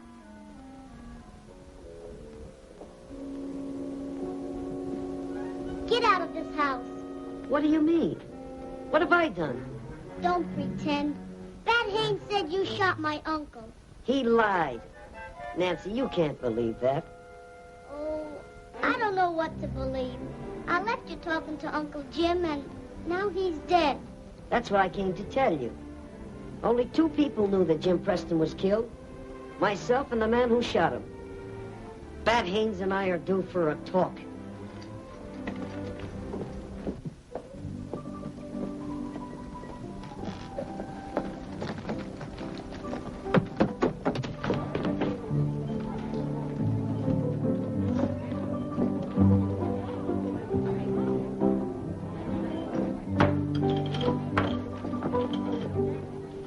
I want to talk to you. Hold on, Buck. I'm arresting you for murder. And who say so? Bat Haynes. Hold on, Bat. This man is in the custody of the law. I'll take those shooting irons.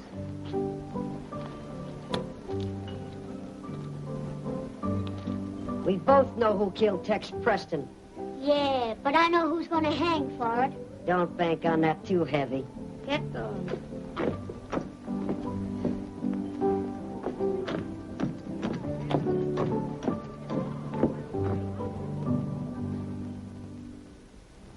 If we could stop this rustling, we'd pull out of the hole all right. But there's no chance to raise any money right now. Thank you. That's all I wanted to know. Yes, sir. Your uncle was talking about taking on some more gunfighters. I've located 3 or 4. No, I'll have no more bloodshed. Yes, sir.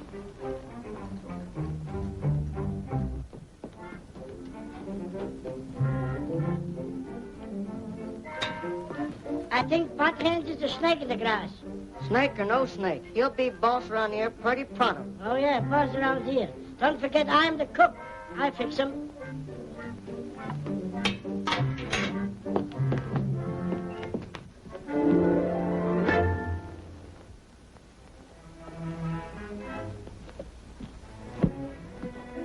Why try to run a cow ranch? That's no job for a woman. Now, as my wife... No, that's out of the question. What's the matter with me as a husband?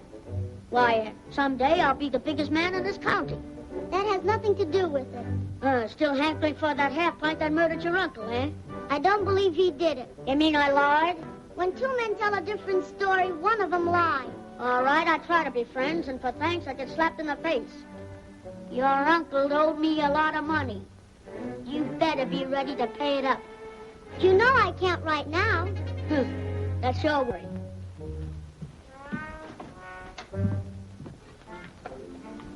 Thanks, Otto. I hope you get stomach trouble.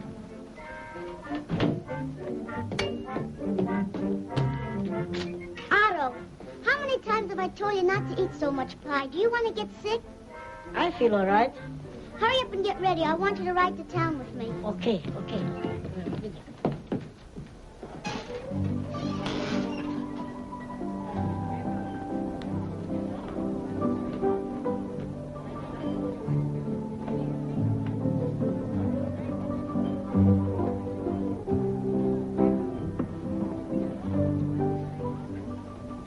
What's the matter, Bat? You look worried. What makes you think so? Oh, just the way you've been acting. Don't pay so much attention to me.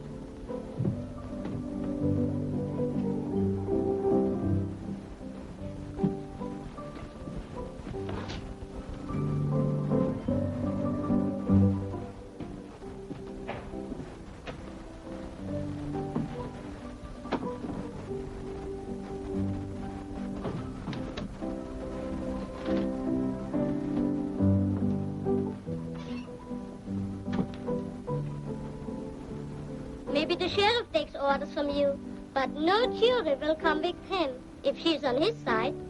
Maybe we won't have a jury.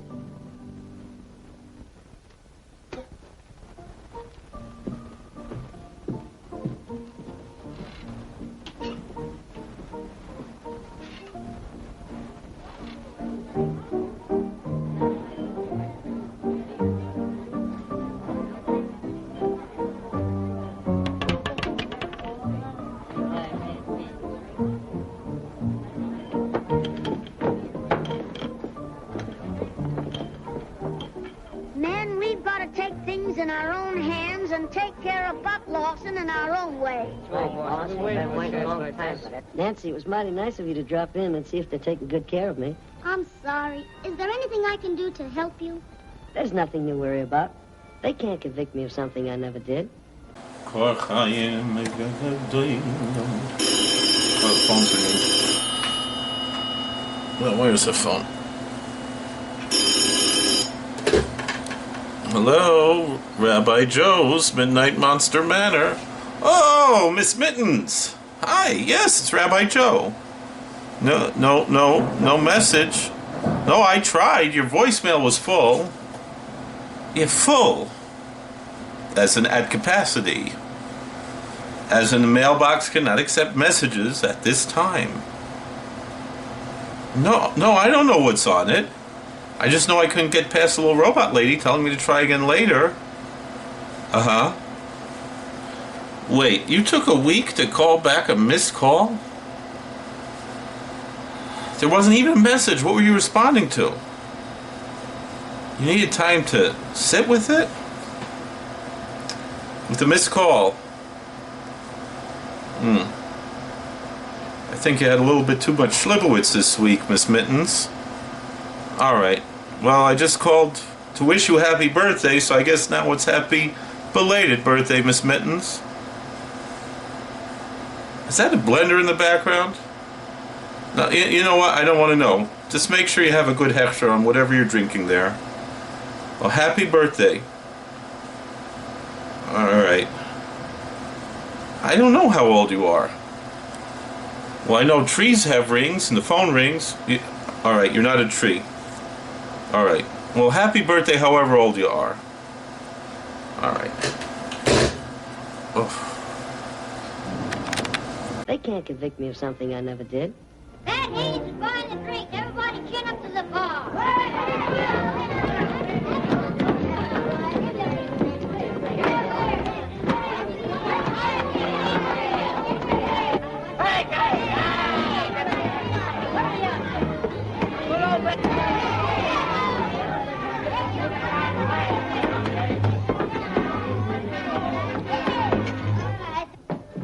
Nancy! They coming to take walk over to the gambling house and hang him. Who is? The whole town, I guess. Let him go and give him a chance to save himself. I can't turn a prisoner loose. Would you keep him here to be murdered? They won't try anything like that. If I had a couple of the boys from Dad's ranch, I'd give them a run for their money. You'll have them.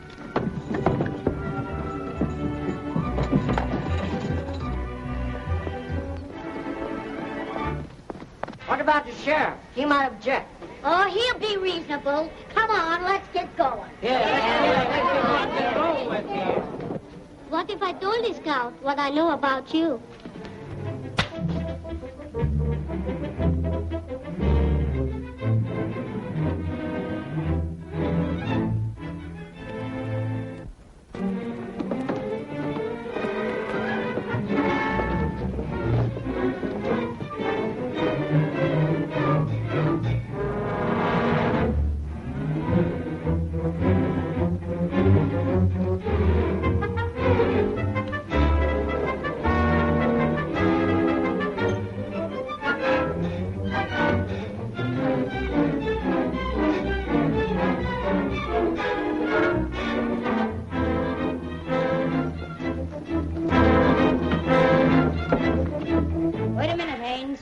Don't forget there's a law in this town. That's all right, Sheriff. We figured to save you some bother. Come on, man.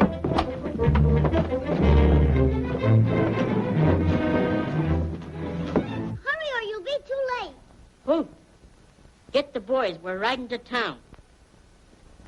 You're back of this, Haynes. You're not man enough to fight it out with me. Why bother? This suits me all right.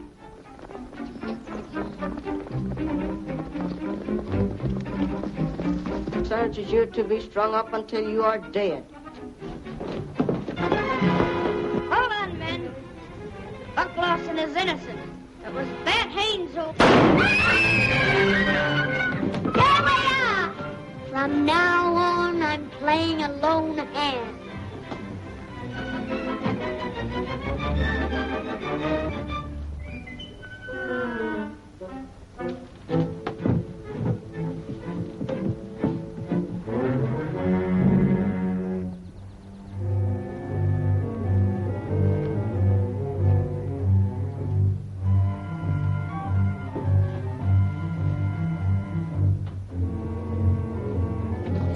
Hey, where you are.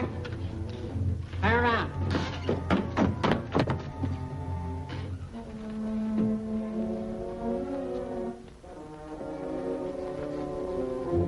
Take care of him, Dad. I got a job to do.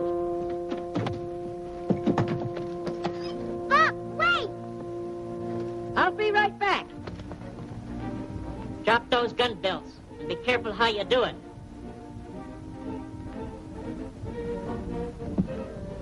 Are you hurt bad, Sheriff?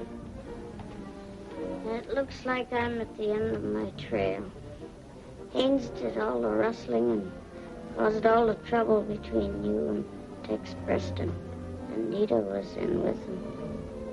You find him in a cabin in Big Rock Canyon.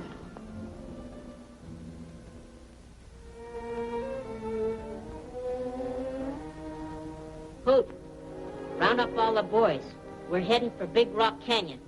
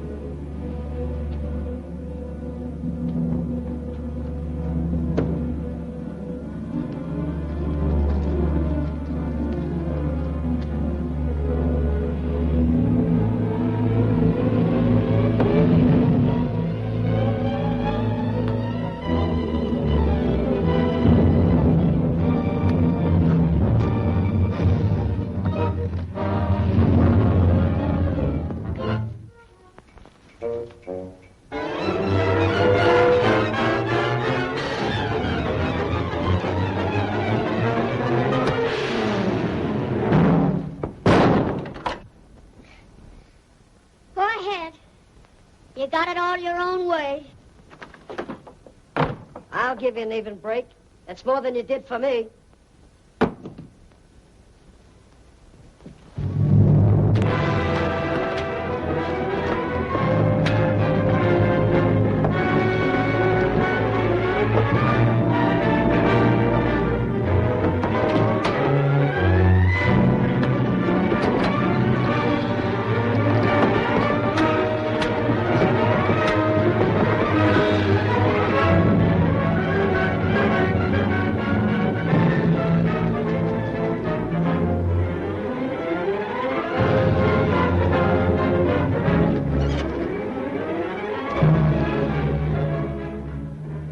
Are you looking for Beth Haynes? Yes.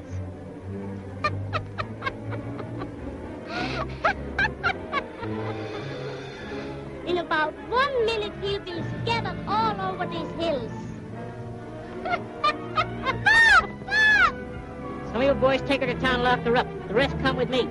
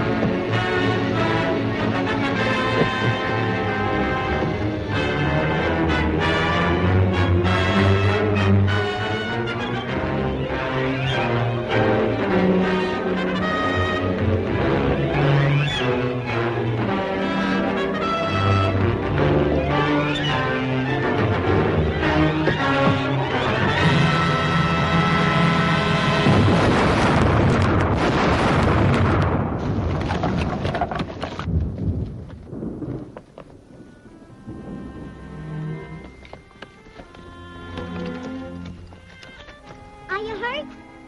I don't think so, but what happened? You just missed being an angel by about 3 seconds. I think you're somewhat of an angel right now. What is this important matter you wanted to talk to me about? That's right, I forgot. Wait a minute.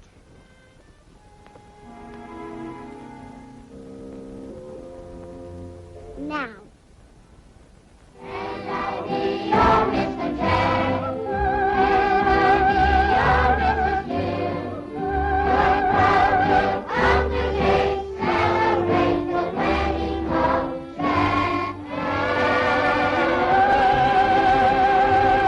So there it is, The Terror of Tiny Town. Not a monster movie, barely some nights a coherent movie, but a real piece of film history made by people who rarely got the chance to be the whole story instead of someone else's punchline. And yes, also several minutes of horse logistics that I'll be thinking about for the rest of my life. Good night, Igor. Don't stay up rewinding all night. And good night, Melvin the Brontosaurus. Please mind the door frame on your way out. And good night, Murray the Goat. That was never yours to begin with. All right. And good night, Billy Barty, wherever you are. You weren't even in this one. But somebody had to get a mention and a good night. And whoever the poor soul was standing just off camera in 1938 holding that stepladder. Aye. I'm Rabbi Joe. This has been the Manor. Same time next Friday.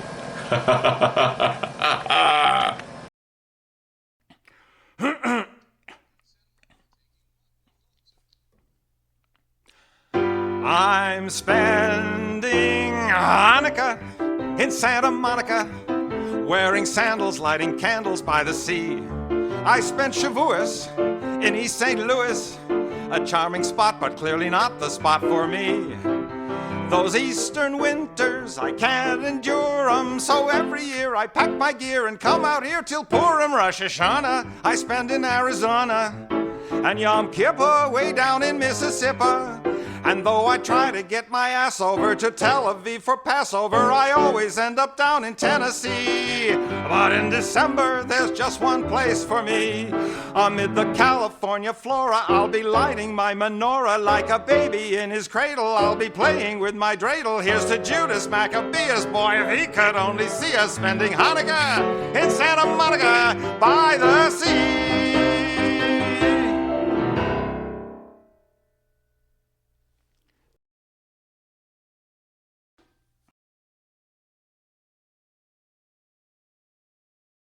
All right, boys, Melvin here. Time to catch the big one. Hold on tight to your poles. Melvin, your pole is upside down again.